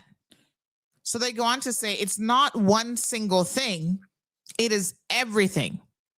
I've held off on increases, but it's not sustainable. Then factor in debit/credit card charges, 3% of the sale. That method is increasing. In the US, it is 1 to 1.5%. Labor did impact us. Keep in mind, we already paid well above the minimum wage as starting. That impact is around 5% increase alone. I do not know how the new fees will impact things yet. So they weren't paying minimum wage, so we think that that's not going to have an impact. So I'm curious when they say that this impact is around 5%. Let me just ask this follow-up question. If you were paying above minimum wage, yes, please explain how that impact of 5% comes about. So I said, have you done any solar panels? They said, no, the math doesn't work because CUC has to buy the power we generate at a discount, and we cannot generate enough power to power us. The solar situation benefits CUC only. I wouldn't really agree with that as someone who owns solar panels myself. I don't think that that's the correct assessment. And then this is, I think this is one of those situations where unless you've really looked at it and you've seen it, then you probably don't fully understand it. Solar panels don't benefit CUC only. That's not correct at all. Yes, it is a buyback type of program, but I can tell you from someone who's benefited from it, it is something that you will see as a direct savings to yourself as the consumer. So the person says, yes, the minimum wage increased from $6 to $8.75, which is 46%. But if you were paying above, so I guess they were above the previous minimum wage, but not the new one, maybe. Okay.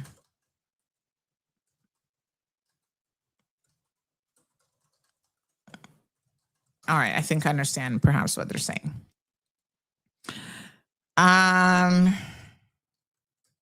Okay. So yeah, these are types of conversations that we need to have, right? So that we can understand some of what is, and that's true. Jesse says, keep in mind that commercial CUC rates are higher than residential. Are they?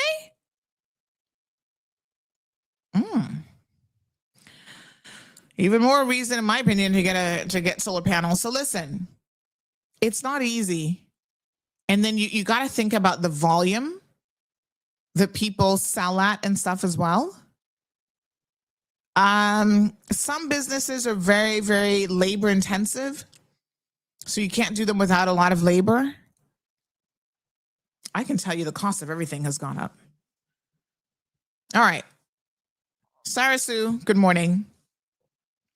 Says, thank you for breaking it down. That's all we want. If we do not ask, we won't understand. And so I think that this has to be a conversation. I'm going to invite some of the players perhaps to really come on a show and try to, break this down for us, because, we need to understand their perspective, where it is that they're coming from, and how it works. Because once again, what we don't do and what we're not involved in directly, we don't understand. So Abby says that same bacon costs $11.49 in Foster's, and Cayman Brack, it was how much? $17.99. So what is driving the cost in Cayman Brack more than in Grand Cayman? The only thing that I can think of is probably the population size, because this is where volume matters. If I can sell out this bacon, Oscar Mayer bacon, at $11.49 because I've got thousands of people buying it versus hundreds of people, I guess your profit margin, isn't going to quite be the same. So Keith says the fast food restaurants are charging $4 more for some orders. Selvin, good morning. Says you are dancing soul music to road match issue. What? Good morning, Sandy. You are dancing soul music to a road match issue. The question is it because it is your government? Huh? Salvin, I don't even know what you're talking about. What? Anybody knows what Salvin's talking about? Soul music? Salvin, you lost me, and I can't address what I don't even understand. All right, Scott says it's mostly food service and home services that have gone up and will continue to go up. Those employers are not eating a penny of that wage increase. So burgers, plate of food, pool service, landscaping, daycare, cleaning, janitorial are all going to go up. Good morning, caller. I want some business owners to call us today. That would be really, really great. Thanks, caller. Morning. I actually wasn't going to call in, but my friend posted that almost $20 bacon, and whew, oh my God, can you imagine? I mean, you and I have had extensive conversations about food and, how to kind of finagle it and make it work and actually make it work in a healthy way. And with the increase of minimum wage, you would have to be a complete fool to have not anticipated that it would lead to the increase in just everyday goods. I mean, the gas station attendant is also going to earn $8.75. Gas is going to go up. The cashier is going to earn $8.75. The price of goods are going to go up. That's going to happen. Your domestic worker, her pay has also gone up. That's just it for everybody. But the thing that I think we're talking about here today is food And I will tell people hands down, you and I have had this conversation ad nauseum. There is so much that we can do as individual consumers to help kind of bear the cost of these increases. People are in business with a view for profit. I think that's the definition of like business, view for profit. Nobody goes into business to be at a loss. Exactly. Right? Do they have to tear your head off? Well, no. And until you understand the true intricacies and realities of actually doing business, it's kind of hard to say, well, oh, they're tearing our heads off. Sometimes I feel like that, and sometimes I say that. I'll give you an example. There's a particular cereal. My son has an eating disorder. There's one particular cereal that he will eat that is on the healthier side. That cereal in Canaan is $12 a box. Out of the US, it's $5.48. That's one box, not including tax, not including shipping. It's not including the dock worker who packs it onto the boat, the trucker who trucks it to the supermarket, the packer who packs it out, and the cashier who runs it through the till. Is that cost justified? I can't say. We would always want things to be lower, but they're alternatives. They're healthier alternatives. And I dare tell you, I do it every single week. I'm a huge advocate for meal prep. I'm a huge advocate for cooking your own food.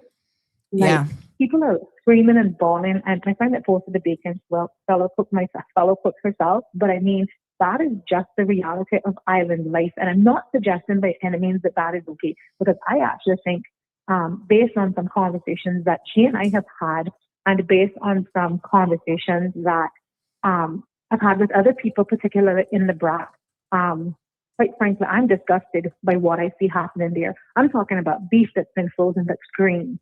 I'm talking about like milk that's expired and still on the shelf for sale. That's despicable.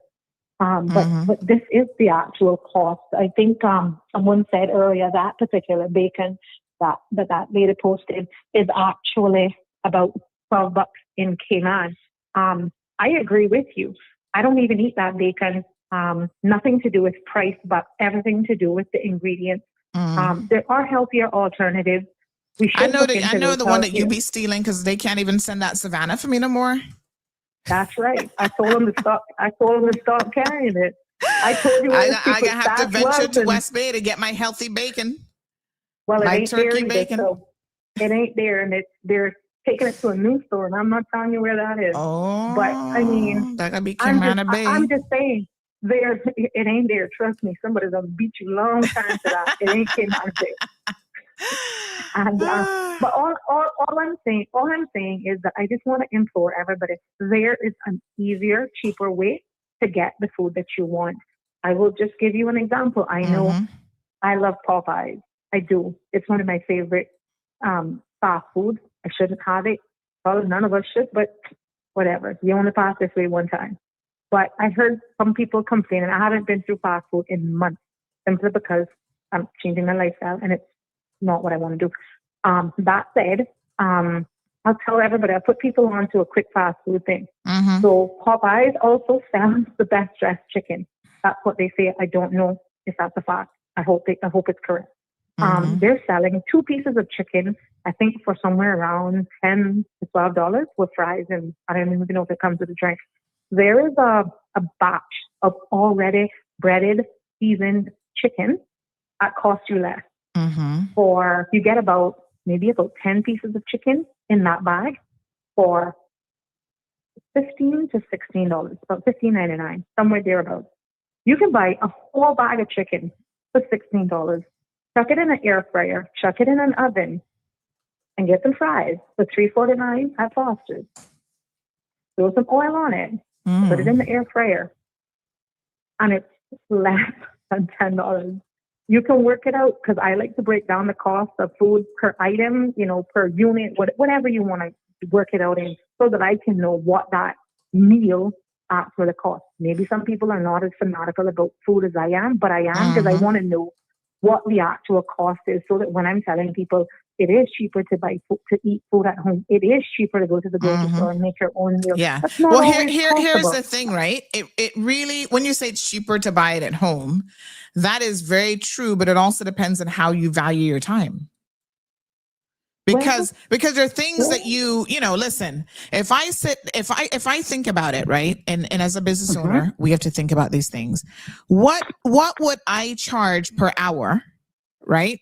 What would I be paying myself per hour if I had to pay myself for all the things that I do to try to have a quote unquote successful or at least viable business? Right?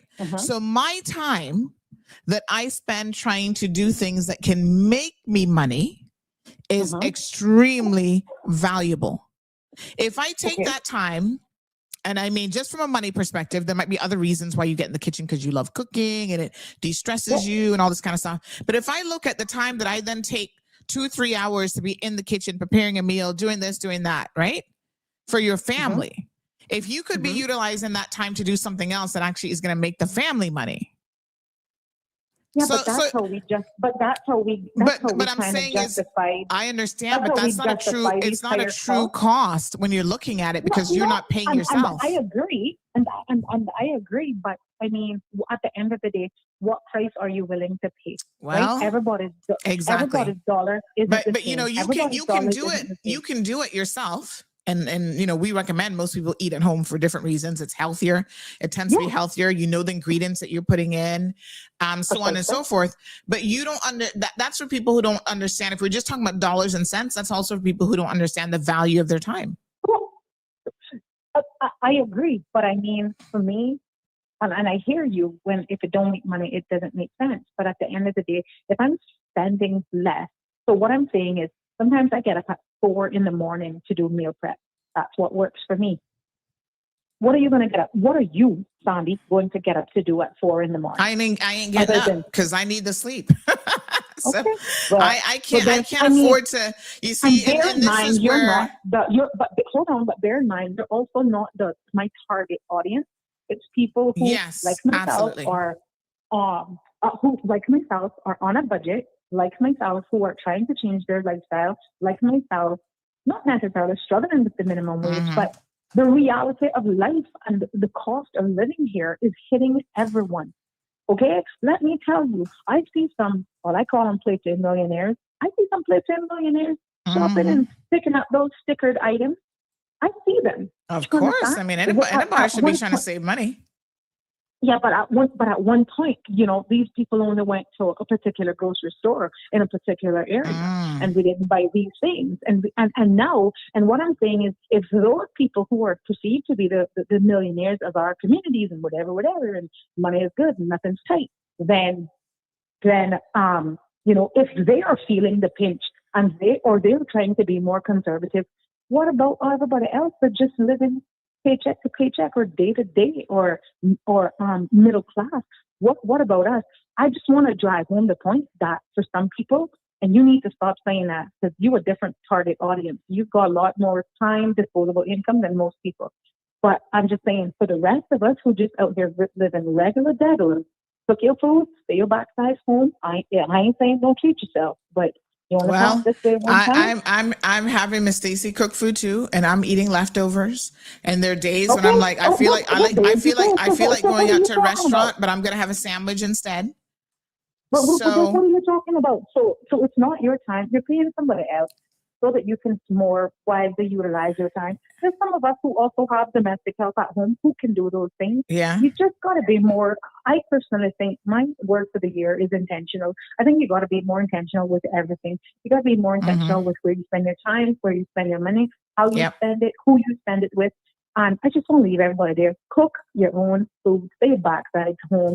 I ain't knocking no restaurants, but the reality is we got to put more money in our pocket. The trajectory in which this country is going, and I dare I say the world at large, we need to start putting aside more than we have been. Because there are going to be times that eggs is just but one thing. Yep. I have a whole soapbox argument about eggs and how we should be more supporting our local suppliers and we should never even import eggs. But I'll leave that for another day. Yeah. I don't want to pay egg tax. So if I go to a restaurant, I'm gonna probably take my own egg. But there you have it. tell everybody to stay Take home, your own cook their eggs and own say, here, food. throw this on the griddle That's for right. me. I'm not paying no egg tax. It's crazy. So, All right. but Thank you that's so it. much, caller. I All right. appreciate it. Yeah. All right. So even Marshall in the United States of America says it's cheaper to buy the whole pig instead of that little pack of bacon. But he goes on to say here at Waffle House, the egg is extra. I'm telling you, all they're charging. Steak is overpriced, and you can buy a cow for less. I don't know about that. You obviously haven't tried to buy a cow, Marshall. Morning, Sophia. Anthony says, what do you think? What do you think will happen if labor goes up 46%? That's what happens when you put leaders in there that have never run a business or know how the mall local economy works. It needed to layer and put in place over time. The average person is what keeps the economy circulating, not the elite. They don't spend at the small mom and pop stores. What a hot mess. We definitely need to talk about all of these things, to be fair, Anthony. It's crazy. Jennifer says the pricing going up anyway, even before the minimum wage. And that really is the point of understanding these factors that have been pointed out. So it's more than any one thing, Jennifer. Absolutely. Yeah. So they're saying it's a lot of things. And this list, let me be very, very clear, folks. This list is the cost of doing business. And the restaurant business has never been an easy business to be in. Talk to people who've actually done it. Sarah Sue, you yourself, culinary extraordinaire, right? Have you priced out the cost of actually opening a restaurant? It's different when you can do a food truck, that's cheaper, or when you can like cook at home and deliver it on a smaller scale to people's homes. But have you ever tried to cook for thousands of people per day? Had a restaurant where you were churning out food, you needed to have all the equipment that goes in and the initial investment, right? So even if you find a retail space, you're paying rent, then you got all the equipment. Restaurant equipment is not cheap. The restaurant business is one that I have never had an interest in going in because I actually know the realities of it a little bit. My father used to own Top Taste Restaurant. And you know what my contribution was? I'll make some brownies, come and drop those off. You sell those, you give me $1 out of, back in the day, you were selling it for, $2, give me $1. And I had no interest because I used to see the hustle. Trying to go to the places like progressives and stuff and trying to get stuff wholesale pricing. It is not cheap to run and operate certain businesses. And one of the toughest businesses to be in is the food industry, the restaurant business. I'm just saying. Aisle 2025 says, what's the solution? I don't know. I don't see the government doing the work to bring the cost of living down. I have to ask you really and truly, what can the government do other than watch their spending, which I'm a real advocate for?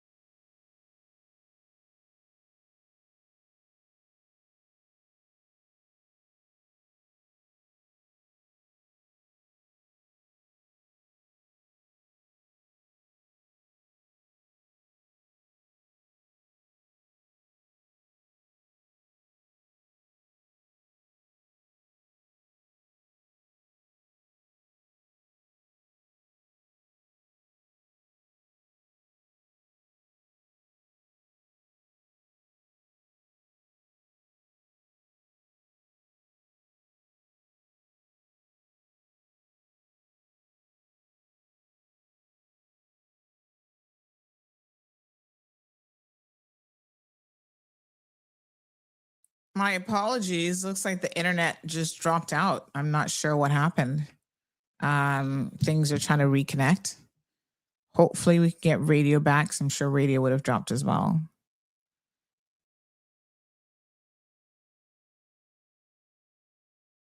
What did I say? Currently not available. Try again. Okay, something happened with our little internet connection. All right, we'll try to get back online for radio, folks. I think we're back on social. But yes, I mean, there's more questions, folks, than answers. Please connect the Ethernet. Ay. Okay, we'll keep trying with our internet, but looks like it dropped out on us there for a second. Which provider is that? That's Logic? I'm not sure what just happened. All right, we'll see if we can get our internet connection back. Good morning, caller. Good morning, Sandra. How are you doing? Not today? bad. How are you? All right. Listen, I'm gonna cover this subject because I never go down this road of the whole Trump living rent free in your head thing. Sandra, and this message is not only to yourself but also to the populace of Kenya. There are factors for the extremely high world. I think we're second highest cost of living index on the planet. There are reasons for that, which what I'm going to suggest is not going to address. However, in the Cayman of today, if you have a piece of land, if you have a house, my humble suggestion is to rip out the useless ornamentals, learn natural and organic growing techniques, educate yourself on, for instance, how many tomato plants your family needs, and any other vegetable that is the most popular or common in your family's diet, and seek to fruitify, grow vegetables, grow bread kind in your front and your backyard. Throw away this old idea that you only plant your edibles in your backyard and your front yard is supposed to be for nothing but pretty things. That's my humble suggestion. Now, the reality in Cayman is that many people are living in condos with, as the issue with Mr. Samamba there, or in condominium complexes where you're not allowed to do any of this. But if you have a house, God bless you, and you're fortunate, fruitify and grow in your front and your side and your backyard. Do everything you can to mitigate the high cost of living in Cayman. It doesn't have to cost an arm and a leg, but it does require an upfront investment in quality, non-toxic growing materials and supplies. And that is one small step that a family can make, or even an individual can make, to start battling the high cost of food. And I also promise you this, you are never going to get a better tasting, and I'll go back to tomatoes, than what you can grow your own self. Because the tomatoes that are imported are harvested when they are not even ripe or mature. The sugars have not had a chance to come into their own. And that goes the same for many other things. Common items like scallions, peppers. You can do carrots in large 25-gallon containers. There are many options that we can feasibly, practically, and efficiently grow for ourselves here in the Cayman Islands. So there are factors with the way our country is operated, the powers that be, whose big business influence dictates the trajectory of the Cayman Islands, which this is not going to address. But that is my humble suggestion. And Mr. Sue McField has also made the suggestion, as have a couple of other folks. Do whatever you can to grow your own food. It makes sense. It is a long-term sustainability thing. Don't rely on anybody else to tell you what to do, tell you what to use. Educate yourself. The internet is there. The information is out there. It's doable. Get rid of your ornamentals. Start growing your own food. That pretty plant, unless it's a pollinator, is doggone useless to you. That's my humble suggestion this morning. All right. Have a Thank great you. day, everybody. Thank you, Jonathan. RMR says the price gouging on the BRAC has ramped up. Prices were already ridiculously high. A friend of mine said that there's a store there selling aluminum foil for $22 for a small roll. So let me ask a question for our BRAC residents. Wasn't there a company there that opened up that was doing stuff more at a wholesale level? Where is that company? Are they still there? Because I heard when they opened, you guys were all excited about the pricing and they were undercutting other grocery stores. Are they still there? And are they still undercutting other stores? I don't know. Aisle 2025 says, I'm curious to know what you think can help Cayman be more affordable for the average Caymanian. I don't know. Aisle 2025, I honestly don't think I even have the answer. Because I tell you what, I go to the US and I go out and I eat and I buy a plate of food and it's the same thing. So if you can't make it any cheaper in the States where you have the volume, you have the population size, what am I gonna tell you is gonna work for Cayman? Right? If I go right now and I try to search for an average meal in the US, so we still have combo meals at Burger King Miami. Prices, say for a combo meal, is still $7. The Whopper, the standard price for the Whopper is between $5 to $8. Whopper meal, 8 to 10 plus, depending on the meal, and if it's a combo. I don't know what to tell y'all. The price of everything all over has gone up. This one says, what is a $10 meal at Burger King? Jonathan says, grow your own vegetables. I don't have any problems with that. If you have the space and you have the time, because once again, it takes time. During COVID, we started our vegetable garden. That's the only tomato that Gigi wants to eat because she says our tomatoes taste good. She doesn't like the other tomatoes. Does dad have the time now that he's back to work full time, not just stuck at home with COVID, to maintain the garden? No. We still get scallions and a few other things that pretty much you can just leave them and they're going to grow no matter what you do. But, you know, we eat more than tomatoes. You need a pretty varied diet to get all the things that you want and you need nutritionally. Right now, we have a Jamaican apple tree. Oh my God, it is loaded.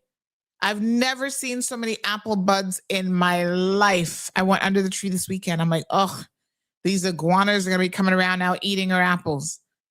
Every branch, every limb is loaded. We will not be able to eat. We're ready to start packing it, freezing it, juicing it. Miss Stacy made some juice yesterday. So good. Now, do we have enough space to grow all the things that we need? No, we don't. Try to support local farmers. We order from them, see what we can get. But sometimes they don't even have the sometimes they're like, sorry, we don't have the chicken right now. We can't supply you with regular chicken parts. You're gonna have to wait, months to get a chicken leg or whatever. I don't have the answers, aisle 2025. I wish it was that simple, and I wish I could tell you that I do, and I really don't.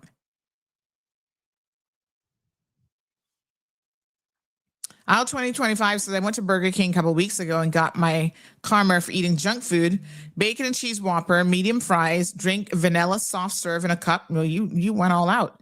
Came in at just under $19. Never again. The next time I do go to the US, I don't really do those fast food places though, but I'll go to the mall. That's as close as I'm probably going to get to fast food. So I will go to the mall and go at a restaurant, and I'm going to bring back my receipts and show you guys. I might have some because I do tend to keep my receipts. I'll have to have a look and see if I have any food receipts. that I can show you guys in terms of what, what we've been paying for stuff, even overseas.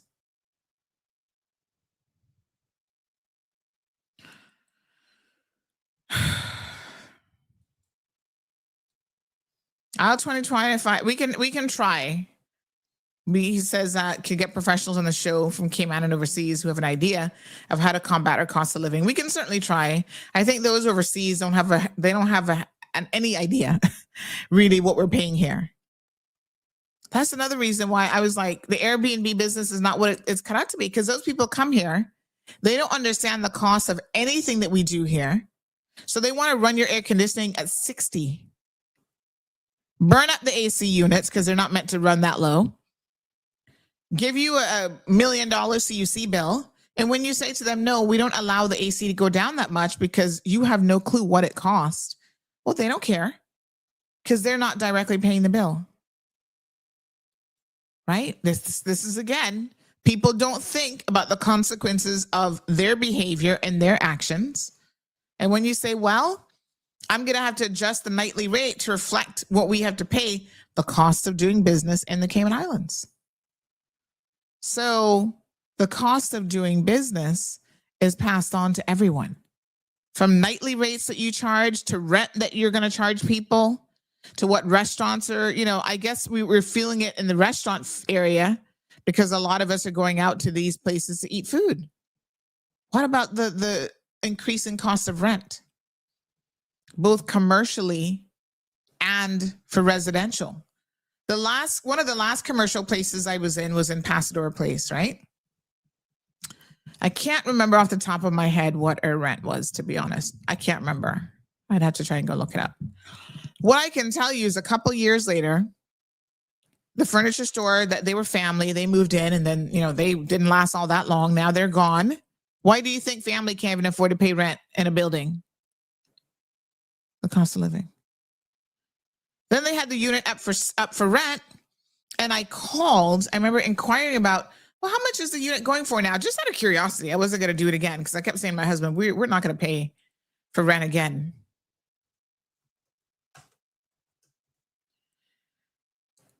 It had, I think, tripled what we were paying at the time. And I was like, yeah.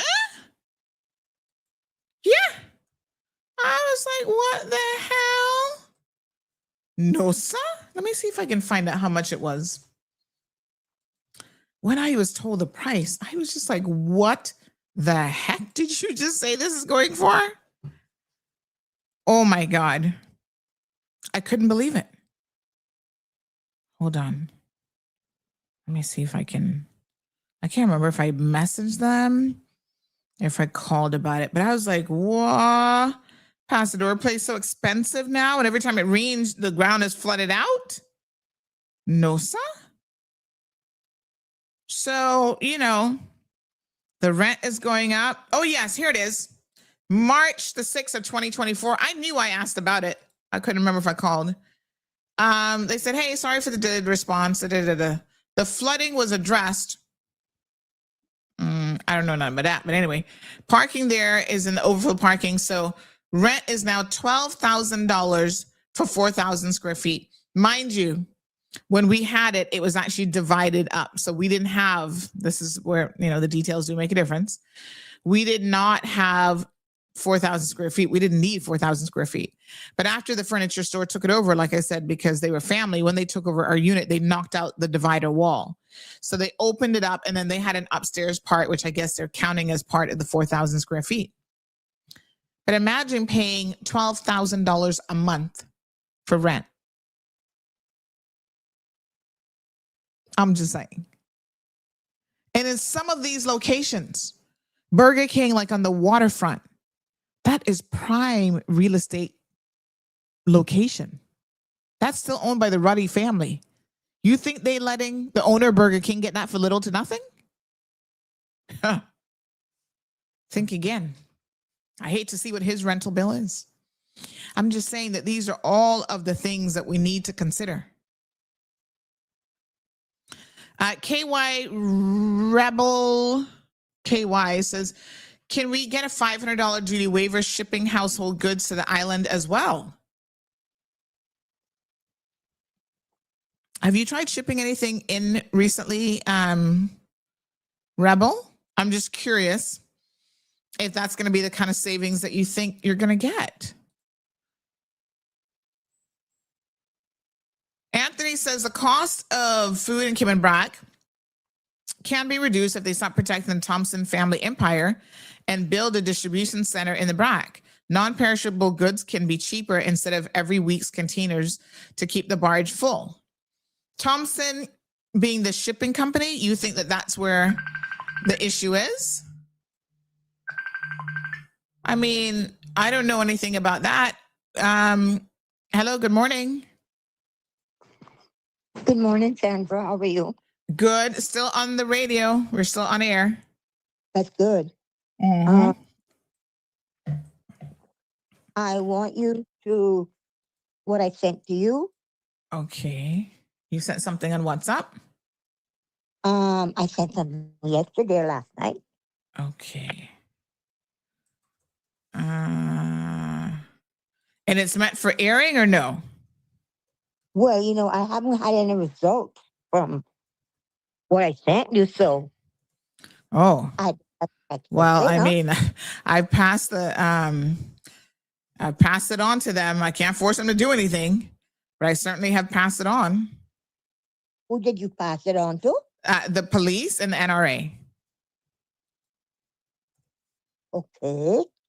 All right. I understand, but I'm listening, trying to listen to you. I feel morning, noon, and night. So I mean, I can message him again, but you know, that's the most I can do. Okay. But they definitely did get the message the same day that we originally spoke. All right. Can you send them another message and tell them I'm going on air and I mean it? Okay. I will send that now. They've had their warning from you, everything. I'm going on my road. All right. I will, let me just see here now. I will send it again. Sandra, thank you so much. I enjoy your show. Thank you so much, my dear. I appreciate it. All the things that people said about you and all of that. You always said you were going live and on TV. And didn't you say that? Yeah, I remember, but nobody. Let me ask you another thing. Can you keep announcing or have whoever it is that you are now live? Yes. Nobody believes me when I say, go and watch this, go and watch that. Sandra is now live. Oh. Oh. That's not so. We send out the links. I'm surprised. I'm surprised they don't know that we're live. That's right. But Yeah. they only got to call your name. Anyway. I talked to them, Sandra, soon. Thank you. I'll try to chase. I'll speak to NRA again and the police. I think it's a matter for both of them to probably address, but I'll speak to them again about it. And you know, I still the same thing with Miss Barkadir and Grand World House. Nothing has stopped. Okay, thank you, my love. All right, darling. You know. Thank you so much. All right. Thank you. Okay, dear. Love you. Bye-bye. Thanks. Bye-bye. All right. Yes, trying to chase up a complaint for her. I'll follow up with those entities again. Sarah says, a shop in Grand Cayman, I simply posted the photo to shed some light on the concerns here because people are too afraid to speak up in the BRAC. Not even my photo. I budget, I grow my own food, and I cook and meal prep. Those that know me know that, but not everyone has that option. And not only that, Sarah Sue, but again, it takes time to do all of those things. So you gotta make the time for it, and you've got to have the time as well. So if you're out here working, you know, a 9-to-5 job, and extra time and double time just to be able to pay all of your other bills, your mortgages, your utilities, and everything else, who's outside doing the small scale farming? We have to hire somebody like Jonathan to go from house to house, you know, because Jonathan isn't working a 9 to 5. He doesn't have the stress of corporate Cayman or whatever, even stress of working a government job. A lot of us don't have the luxury, is what I'm saying, of the time. So, you know, I appreciate what Siobhan was saying, but 4 o'clock in the morning, y'all want me to get at 4 o'clock? Child, I just be getting to sleep at 4 o'clock good in the morning. That's when I'm finally going into REM, into deep sleep. Don't expect me to get up no earlier than 6 o'clock. And even then, I'm really actually not rolling out until 6:30, 6:45. And then I'm like, ugh, gotta get in the shower. Time to get the show going. I can't give up any more sleep. Like, that would be detrimental to my health, like literally. But, you know, you got to do what you got to do. There are people who are probably getting even less sleep than me. So I'm not here looking for any sob cries about it or whatever. I'm just saying that, you know, we all have to prioritize. And I am thankful that at this stage in my life, I have done some things right, where maybe I'm still living paycheck to paycheck, but the paycheck is probably better than most people. And I don't have to rely on the tomatoes in my garden if I don't want to. I can afford to buy tomatoes to make my nice cucumber tomato salad, which requires a lot of tomatoes, honey chill. Shaka Zulu says, Auntie Sandy, you have a point about valuing time, but if I may play devil's advocate, it comes down to which you pay more value on, healthier home cooking or wealth building. No. Your health is your wealth, as far as I'm concerned.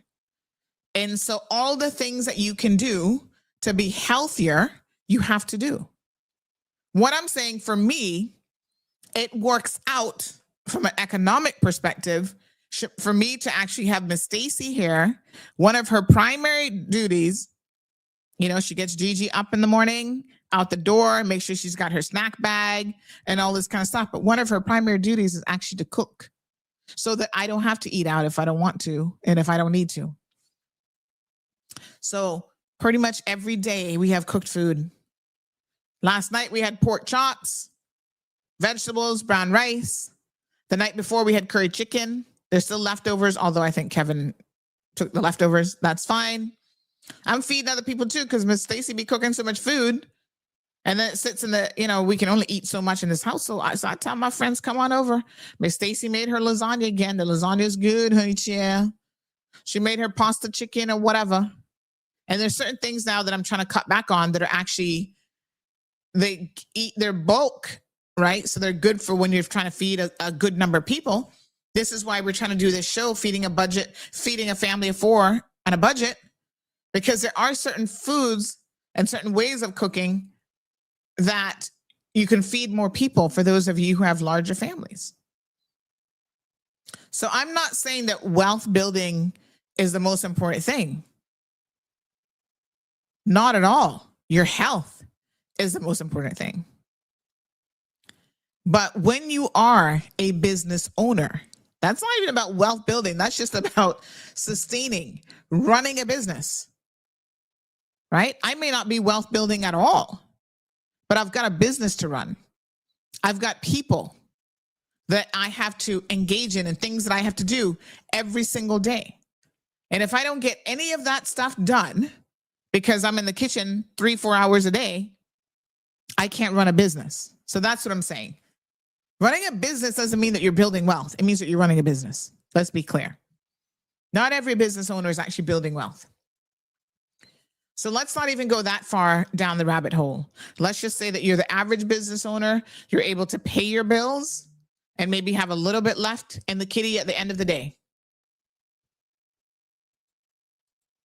Yes? It still takes time to do that. I'm just saying. That is the reality of what it is.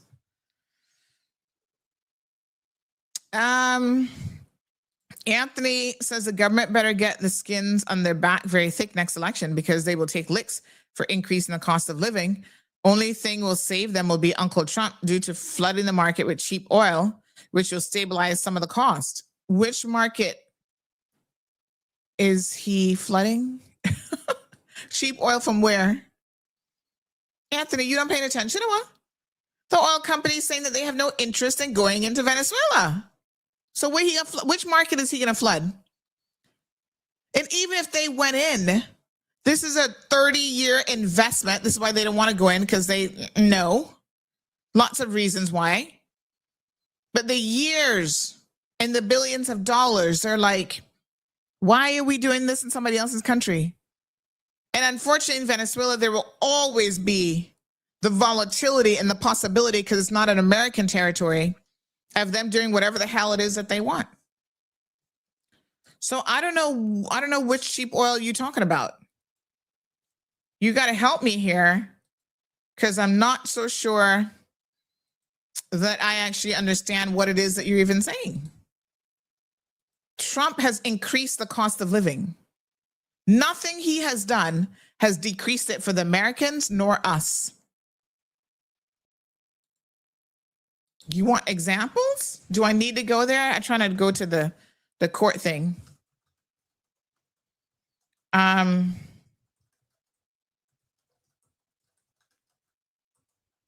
Hold on. I'm going to give you some information here on how he's increased the cost of living for the average American, because I don't understand what you guys are talking about. Sarah Sue says, Abby, growing up poor taught me how to be creative. I'm so thankful for the skill of cooking and the knowledge and how to meal prep. Anthony says, time is precious. For a family of 4 or 5, meal preparation for the week is crucial as the prices of everything is going up. Corned beef, tuna sandwiches for children. Okay. Some of these people be wanting steak, child. They don't want no corned beef. Have you looked at the average person? I mean, none of us are overweight. None of us are starving. And so we seem to be eating all of the wrong things quite in abundance, even when we are cooking at home. But I agree, there is a lot that you could do. Meal prep is good for your health, but it's got to be healthier options now. You can't be meal prepping corned beef. Corned beef, not healthy for you. Tuna sandwiches, all that bread and carbs, not healthy either. So just because you're cooking at home don't mean that you're cooking healthy. I've got to tell you that too. Sarah Sue says, cooking at home, your own food is something I support. However, freezer burned chicken that costs $37 is one of the problems here in the BRAC. What kind of quality control do you guys have there? I mean, my God, sounds horrible.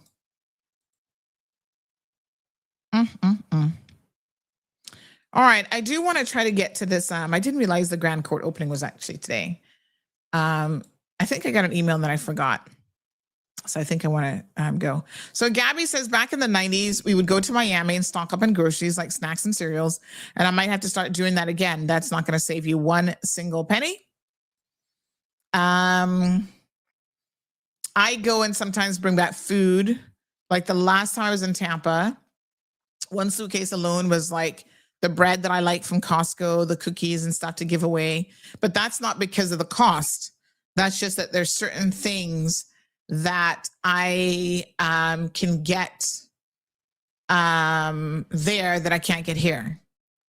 The cost, if it was up to the cost, I wouldn't have touched and brought any of that stuff back. Miss Speak Your Mind says, I love the local eggs. They're much cheaper too. The only thing I've found with local eggs, and this happened to me the other day, I had to throw out a whole batch of brownies. When I opened it up, it was black on the inside. I find that they don't stay good as long. And I don't know, I'm just saying. So they do go bad. And so I had cracked it in the brownie before I realized. I was like, oh, shoot. I had to throw the whole thing out. But do what you can. I don't know that, if you all become backyard gardeners, I think that's better for health for sure. But I don't know if that is, and of course that's important, no two ways about it, but I don't know if that's going to make a significant difference in the cost of our lives overall here in the Cayman Islands. I'm just saying. And Sarah Sue says, yes, I'm not saying that it's not expensive. I know. That's why I don't have a restaurant. Morning, Miss Mary. She says, I'm continuing my hurricane box just in case one day we find ourselves facing war and can't get food shipped in. Talk about expensive now. Someday we might have empty shelves at the store. My God, we had empty shelves at the stores because of the whole cyber attack with the shipping. So imagine if we have something worse coming our way. Good morning, caller. Hello? Okay. Everyone went crazy from COVID 2020. It was great at first. Then it became very hard. I'm glad I don't have the restaurant any longer. My health comes first now. And of course, you know, again, there were things that happened around that time that was pushing up the price of food. Lavana, you can, you know, you're someone who's done it. You have had, you know, a business running and operating, a restaurant specifically. And so, you know.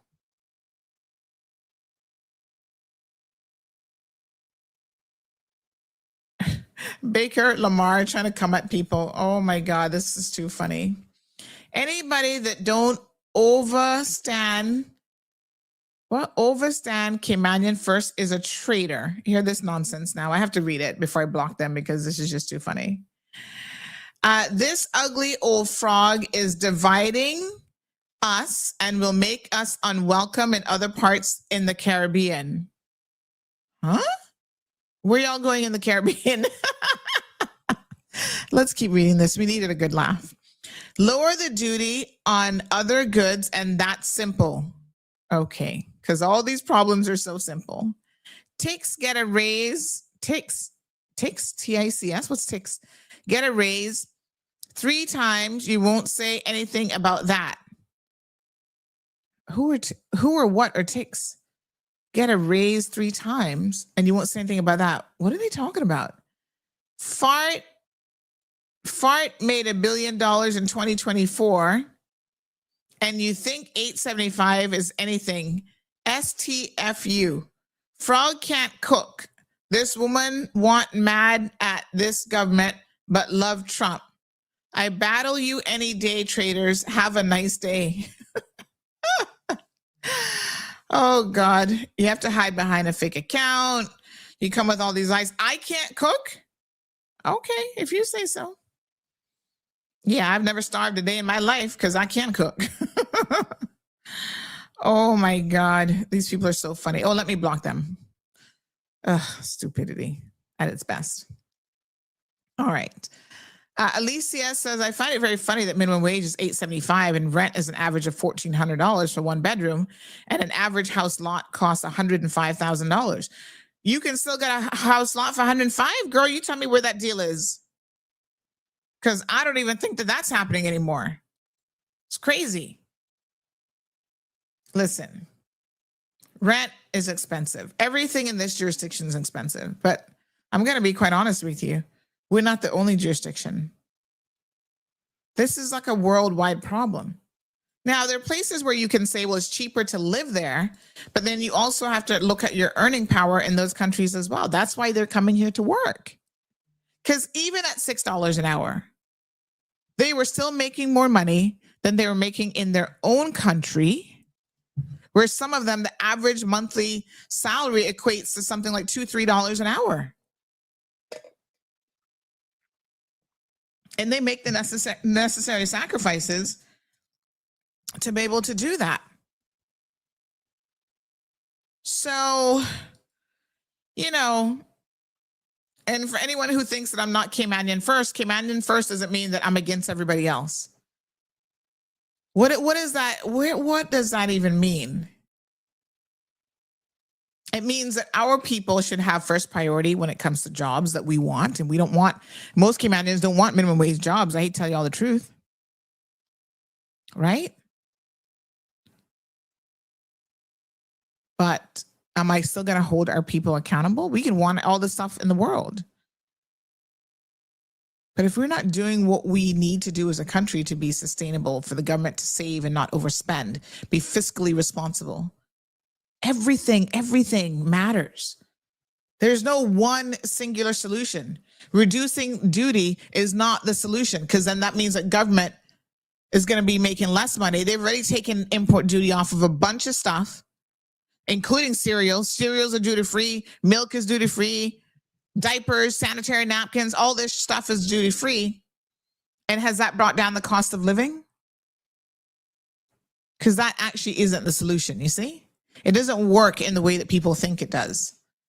And it does strike me as interesting that so many people, unfortunately, because they've never run a business, they don't have any idea. And I really wish that business owners would do a better job of like communicating with the community a little bit. Tell us why your prices are set where they're at.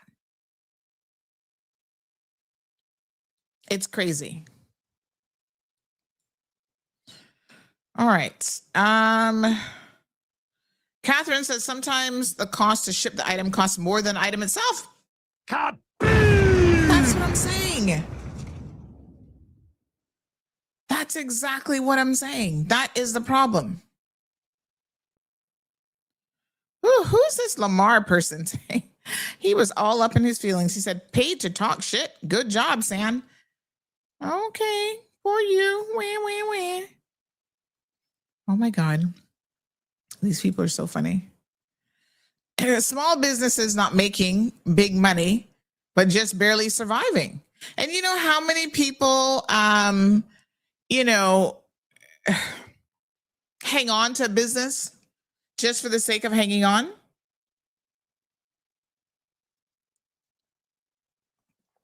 Like, seriously? It's wild.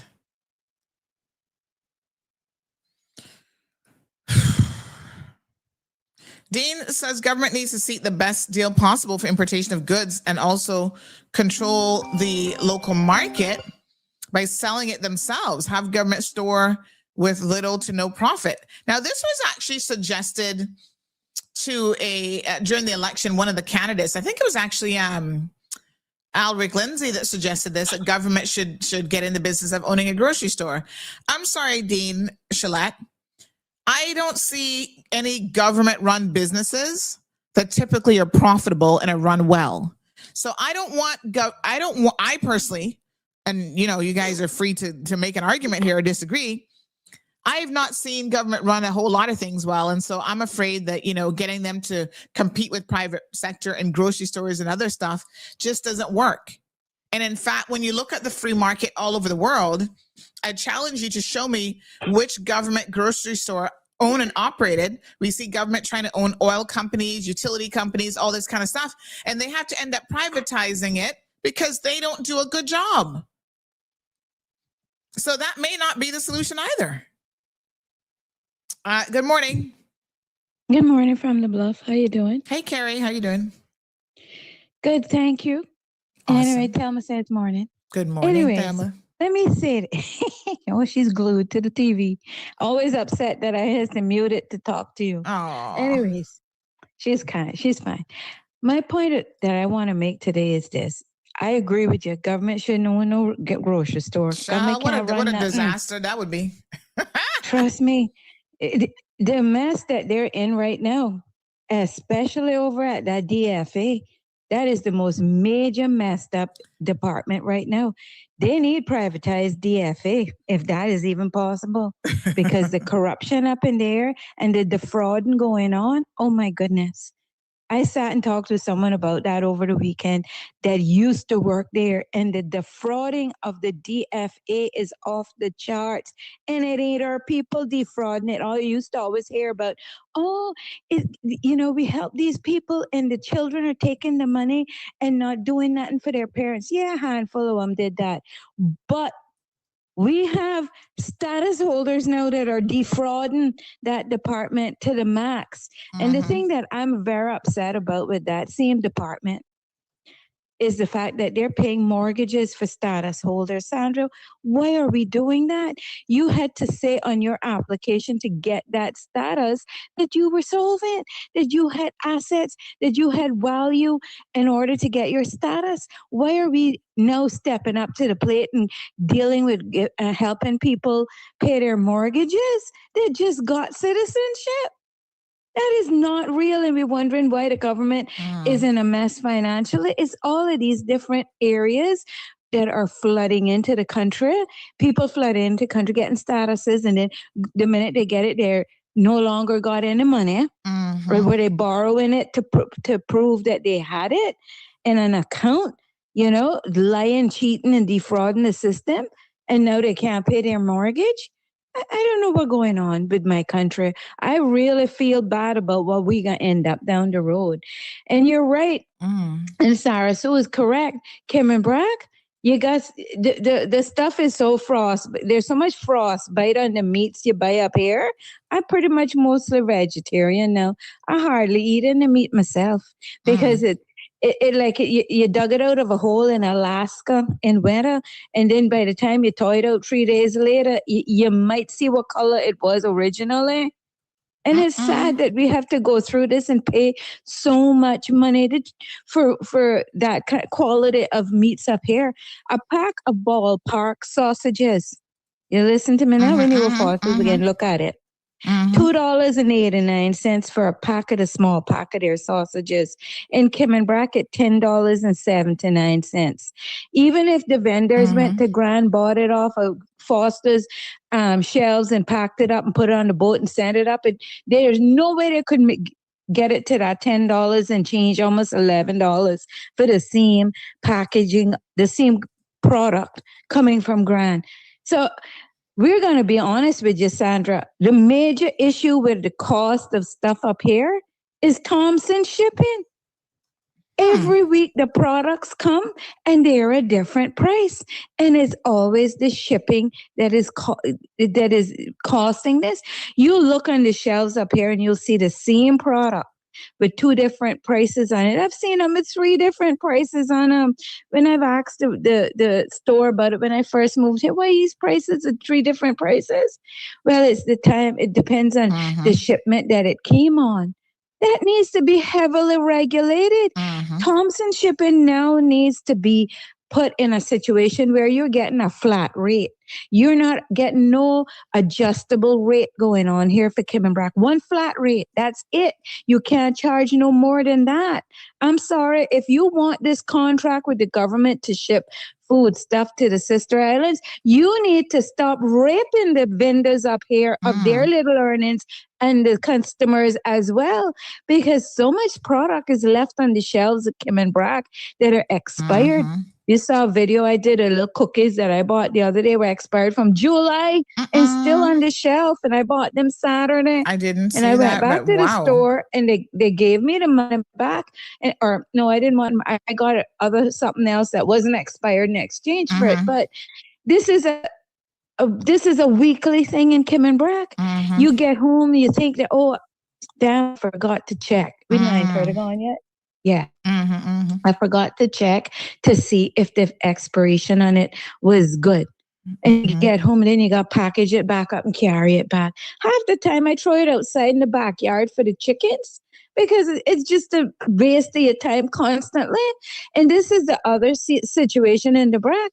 We have the Department of Environmental Health, Sandra. Their remit is to go into stores and see that they're not selling stuff below quality for the consumers. You go into some of the stores in the Brack and there's rotting stuff still on the shelf, rotted, sitting there. That's trying to ridiculous. force you to buy it and cut off the bad piece. And, you have the bags of apples, the bags of lemons, bags of oranges, stuff like that. When you look at it, 3 and 4 of them in the bottom of it is rotted, and they still have them on the shelf trying to get that full price. And we have no heavy regulation up here. And I'm sorry that the vendors got to go through this, but they need to deal with Thompson shipping.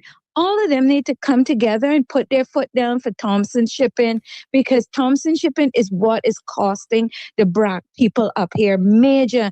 And I hear one word from them. Has they ever come out in this country and say, well, to defend themselves? Why are they going to do that? Because they have been cemented into that entire situation with multiple years of politicians just turning the blind eye, not bothering to say to them, hey, you can't keep going up every week on your prices. You can't keep doing this. but they do it. So either we heavily regulate Thompson shipping or buy our own doggone boat. That's what I'm saying. And have it come direct from the States with our produce and products. Every week would be fine with us. Tell me, let me just try to understand, because I do want to chase up this line of inquiry, right? Why is it that you say that Thompson shipping is the problem? Because you think that most of the cost of doing goods is coming from the transport? Yes, it is. The cost of it. You can ask everybody who got business in Kimmenbrack, or everybody who, builders, anybody that's shipping using Thompson shipping, they will tell you that's the problem. And I didn't really believe them till I got into the country a little more, the island a little more, and saw it. It's so blatantly plain as ABC. Somebody donated a bag of a 32-pound bag of meal mix to my sanctuary. When I went to pick it up, now it's the meal mix cost, what was it, $20-something. It was on sale at Cost You Less, and they bought it and put on the boat. I had paid Thompson shipping $54. $54 before I could go pick it up from the dock.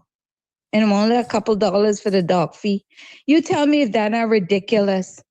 Why you got to charge me $54 for a 32-pound bag of cat food? There is no justification for that. And it went up. When I first got here, it was cheaper because bring in the food, the cat food. And then all of a sudden it went they skyrocketed their fees again. And the broker said, we got to put up with that. That's Thompson shipping. Every so many weeks they go up on their fees and they don't tell us, or months they don't tell us. And we're constantly here paying for them to operate their boats. And we should not have to pay for them to operate their boat. And they take the profits off of that and bank it. That's what is taking place. And we need a better shipper. Is what we need. Better shipping coming up to the bracket. This barge, you can't shore your stuff to bring it on the barge. So if the barge topple over for some reason, who knows, and all the containers go in the water, your stuff is lost. You cannot get no insurance to ship anything from Grand to Kimmenbrack. And I stand to be corrected if there are areas that are allowed to get insurance, but when I shipped my 40-foot container to move here, I couldn't get no insurance. So this is the other thing, and the cost is through the roof with everything coming to the sister islands, and we are not being looked at. Sandra, this is the irony of the sister islands. Our land is undervalued in Kimmenbrack, big time.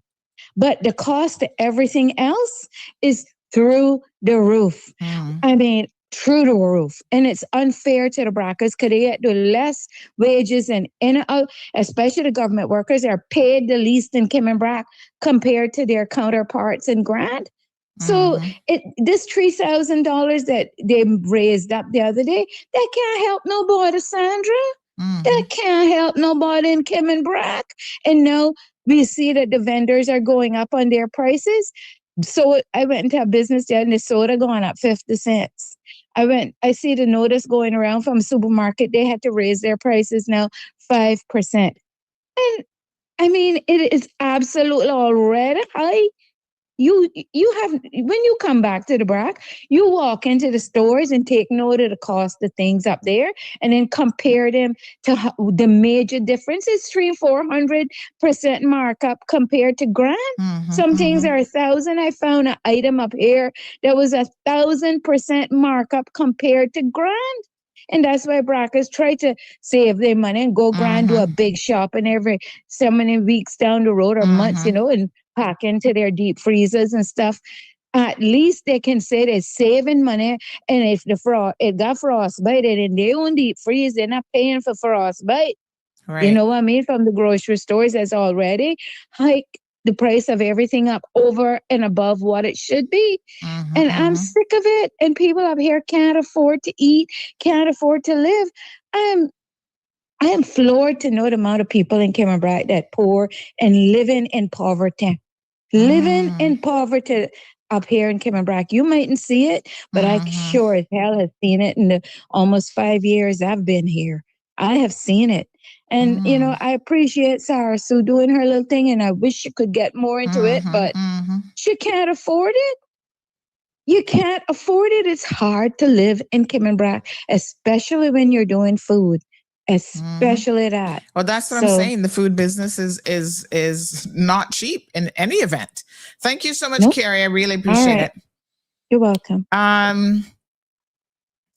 Yeah, Keith says that it is cheaper to take Cayman Airways and go to Grand Cayman and buy groceries on a round trip ticket.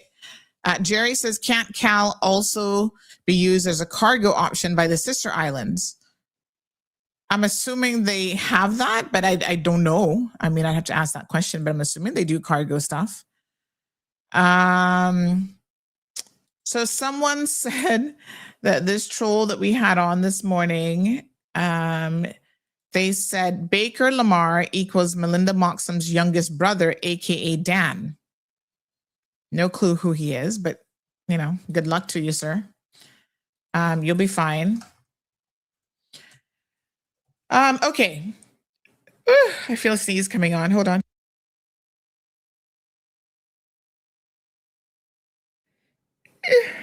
Okay, it didn't come. Let me get my little tissue just in case. Where's my, just in case. And I got to take my vitamins today, my immune booster, because all kind of stuff going around, my immune blend. This is the good stuff, folks. Thanks to Lady P who got this for me. It's a dietary supplement with mullein, thyme, and zinc. Zinc is very, very important to ward off all this stuff. I felt a little sneeze coming, but it didn't come. All right. Yeah, I mean, I don't know who this Lamar person is. They got time, honey child. Bless their little heart. They'll be fine. All right. Here's what we know, right? Good morning, Miss Marva. Let me read the analysis. The question I have posed to my research tools is, how has Trump increased the cost of living for the average American?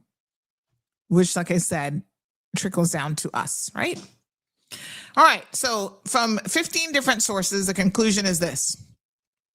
And you have everything from the Economist, Budget Lab, from Yale University. This is deep research, right? Here's the bottom line. Trump has increased the cost of living mainly through broad tariffs, which he claims was going to save the Americans money, but turns out it doesn't, that push up prices and everyday goods, while his tax and deficit policies add longer-term pressure on inflation and interest rates. The impact is uneven, but lower and middle-class income households tend to feel these cost increases most. Big picture inflation. In the Trump administration's first term from 2017 to 2020, overall inflation averaged about 1.9% a year, relatively low and stable. And much of the sharp post-pandemic price surge came later under Biden. In his second term, inflation has drifted up again, with average rates around the high 2% range in 2025 and edging towards 3% as tariffs bite, keeping prices from returning to pre-pandemic norms. Trump has imposed and expanded tariffs on a wide range of imports from China, and they import a lot from China, autos, steel, aluminum, and a general 10 to 25% tariff on many goods, which raise input costs for U.S. businesses, the import costs for U.S. businesses that then pass them on to consumers. So everybody passed on costs. Let's be clear about that. Again, you can go to the Harvard research and get all these things. These are some of the sources. A recent analysis of the 2025 tariff package estimates that it lifted the overall price level by about 2.3% in the short run, cutting purchasing power by roughly $3,800 per household. That's a lot of money on average, with poorer households losing around $1,700. Tariffs make imported items like electronics, appliances, and some clothing directly more expensive, and they also allow domestic producers to raise prices because competition is weaker. Oh, I hadn't really thought about that. But this is when you say, "Oh, let's make Made in America great again." You're actually eliminating competition, and then those people can do more price control.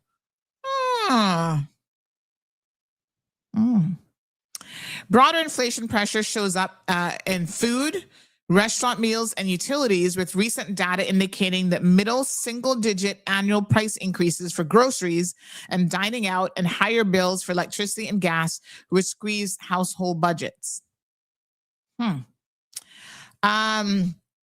Under the heading of tax cuts, deficits, and future costs, the 2017 Tax Cuts and Jobs Act lowered taxes, especially for corporations and higher earners, but also widened federal deficits, which economists warn can add to inflation and interest rate pressure over time if not offset by spending costs. Okay.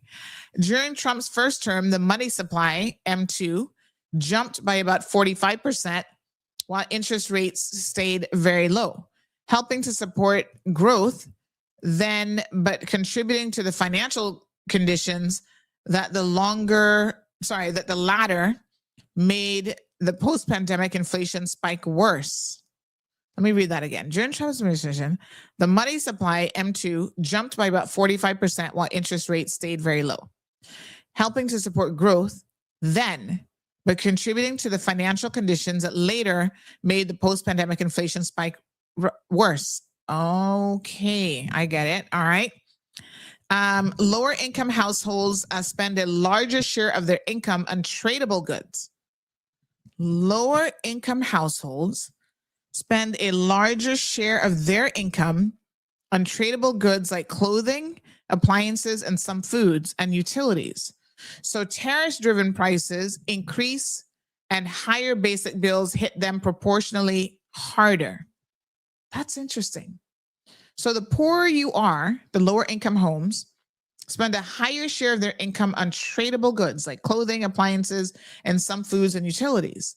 So tariff-driven prices, I didn't think about this, I didn't know this, but now it kind of makes sense that when you drive up the tariff, it doesn't impact everyone in the same way. So tariff, because they're spending their money differently. So wild.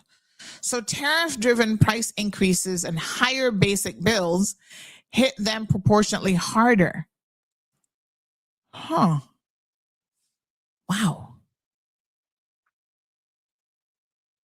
Interesting. Middle-class families also face a squeeze from higher borrowing costs for mortgages and cars as markets price and persistent inflation and larger federal deficits linked to past tax and spending choices.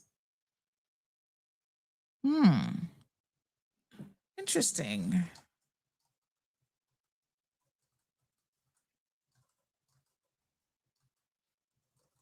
Okay, I'm going to do a follow-up question. All right. Wow, the things you can learn. Good morning, Marco. How are you?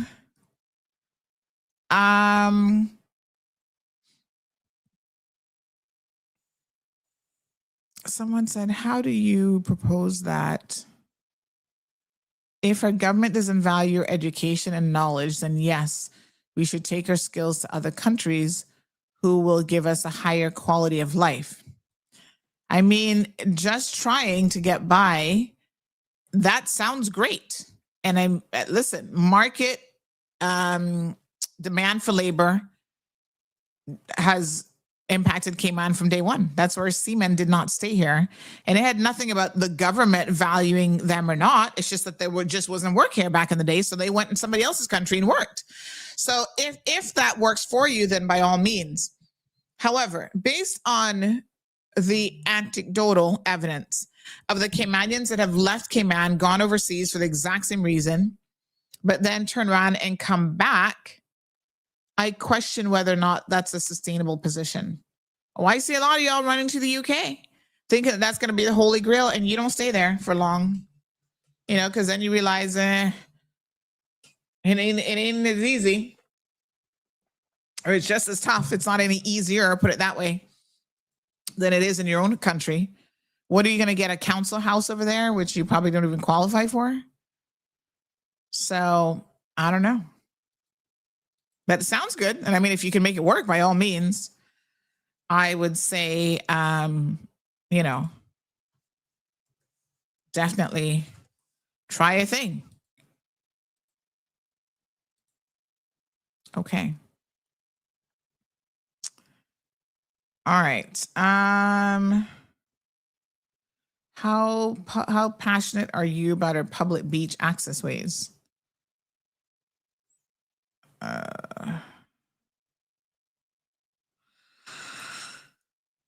That's another topic.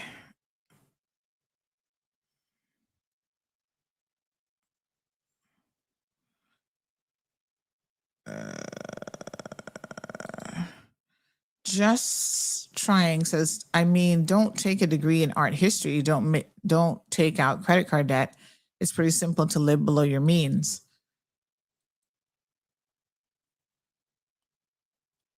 Yeah, I mean, for some people it's not simple, but it can be done. And I think we have to learn more about like fiscal management. Children in schools should be taught this from like day one, how to manage your money. See, a lot of people, you see people who are wealthy, and even the concept of wealth is an interesting one, but a lot of those people use other people's money to borrow and to make investments and to buy property and to build their wealth. And that's how the banking and the finance system works all over the world.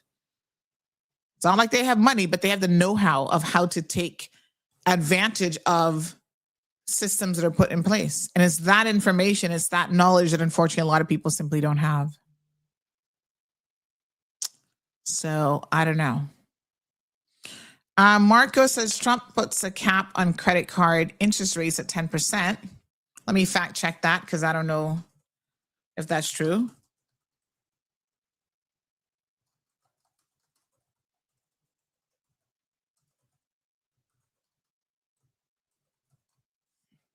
So what did you say? Trump puts a cap on the credit card interest rate at 10%. So let me just put that in here.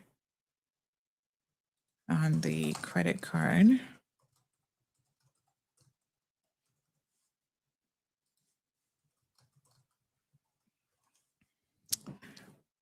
Mm-hmm. So let's fact check it. And that's not quite right, Marco. So this is why if we're going to have conversations that, you know, we're saying, okay, these are the things that other people have done. That's the solution that's working for Americans. We need to make sure that that's actually accurate. So what we know from that statement, it's not true. Trump has proposed, and he proposes a lot every single day. He has proposed a 1-year 10% cap on credit card interest. That is the factual position. It's not that he's put one in place, he has proposed one. It has not taken effect, and there's no clear mechanism or law passed to make it real. So if that statement isn't true, then the rest of what you say after that is kind of like you're using that statement to build an argument, but that can't be right. Okay? So he has called for a 1-year national gap of 10% on credit cards, APRs starting January the 20th, framed as a move against 20 to 30% rates.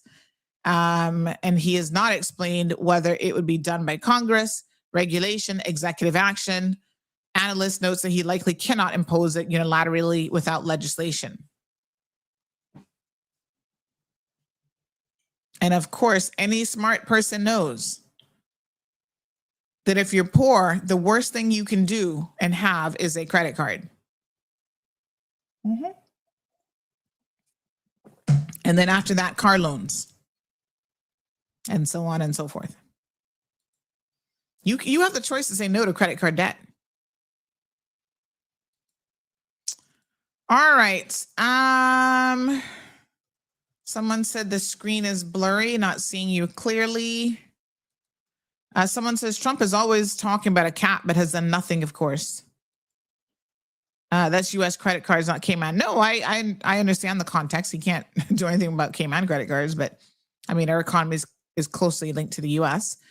But the point is, he made the comment that Trump has put that in place, and that's not a true statement. Cut up your credit cards. Want some financial advice? Try to live on what you actually make. Cut up those credit cards. You're having a blurry screen too, Shaka. What, you're watching it on YouTube? Let me have a quick look and see on YouTube. I mean, sometimes I find if you refresh your connection on your end, it'll clear it up. Let me see what it looks like for me. I mean, my internet did drop earlier as well, so I feel like something. Yeah, it is fuzzy. Okay, maybe I need to refresh. Hold on. Let's see what happens when I refresh. Hold on.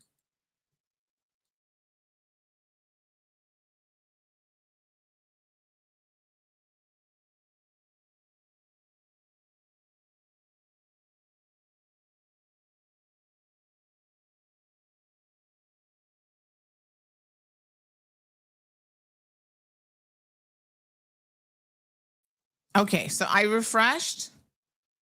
And if you guys refresh, tell me if that's any better. It should be better. Yep, it's a little bit better. That's our internet. I don't know why it dropped earlier. I don't know what's going on today. Some little bug in the system. But there you go. Better? Yeah. All right. All right, folks, we're going to go ahead and end the program here. I have got a long list of things that I need to do because, again, running a business is not easy. There's lots and lots of moving parts. That's why sometimes I can't take as many phone calls as I would love to, because I got to hyper focus on actually getting stuff done, right? And if I can't get anything done, then we're going to be in trouble. So let me work on my to-do lists and start to get things done. And then I will take it from there. All right. Yeah. And getting things done means trying to continue our expansion with all of our content creators, CMR radio, all of these things that we really have to have sorted out.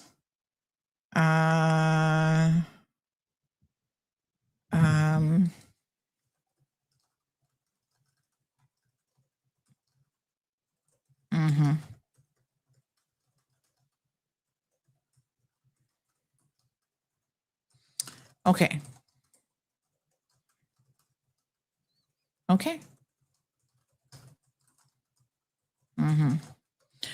All righty. So speaking of that, emails started to come in. I was like, oh man, I gotta go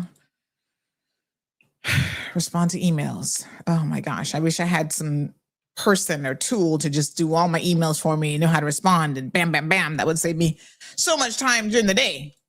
All right.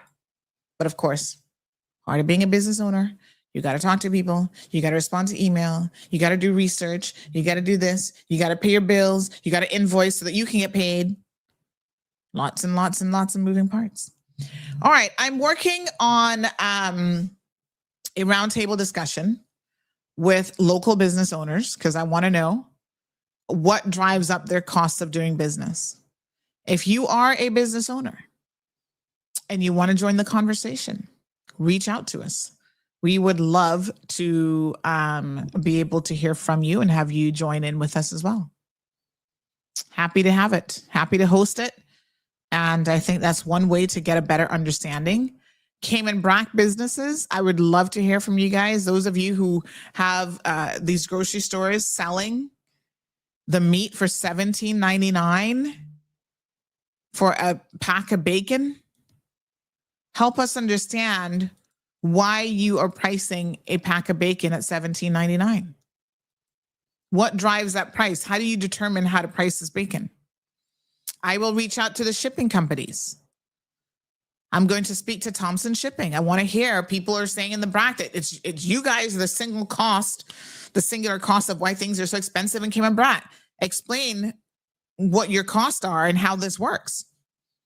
But in order for us to get to solutions, we have to first have a good grasp of what the underlying issues are. Yes, the cost of living, things are expensive, but why?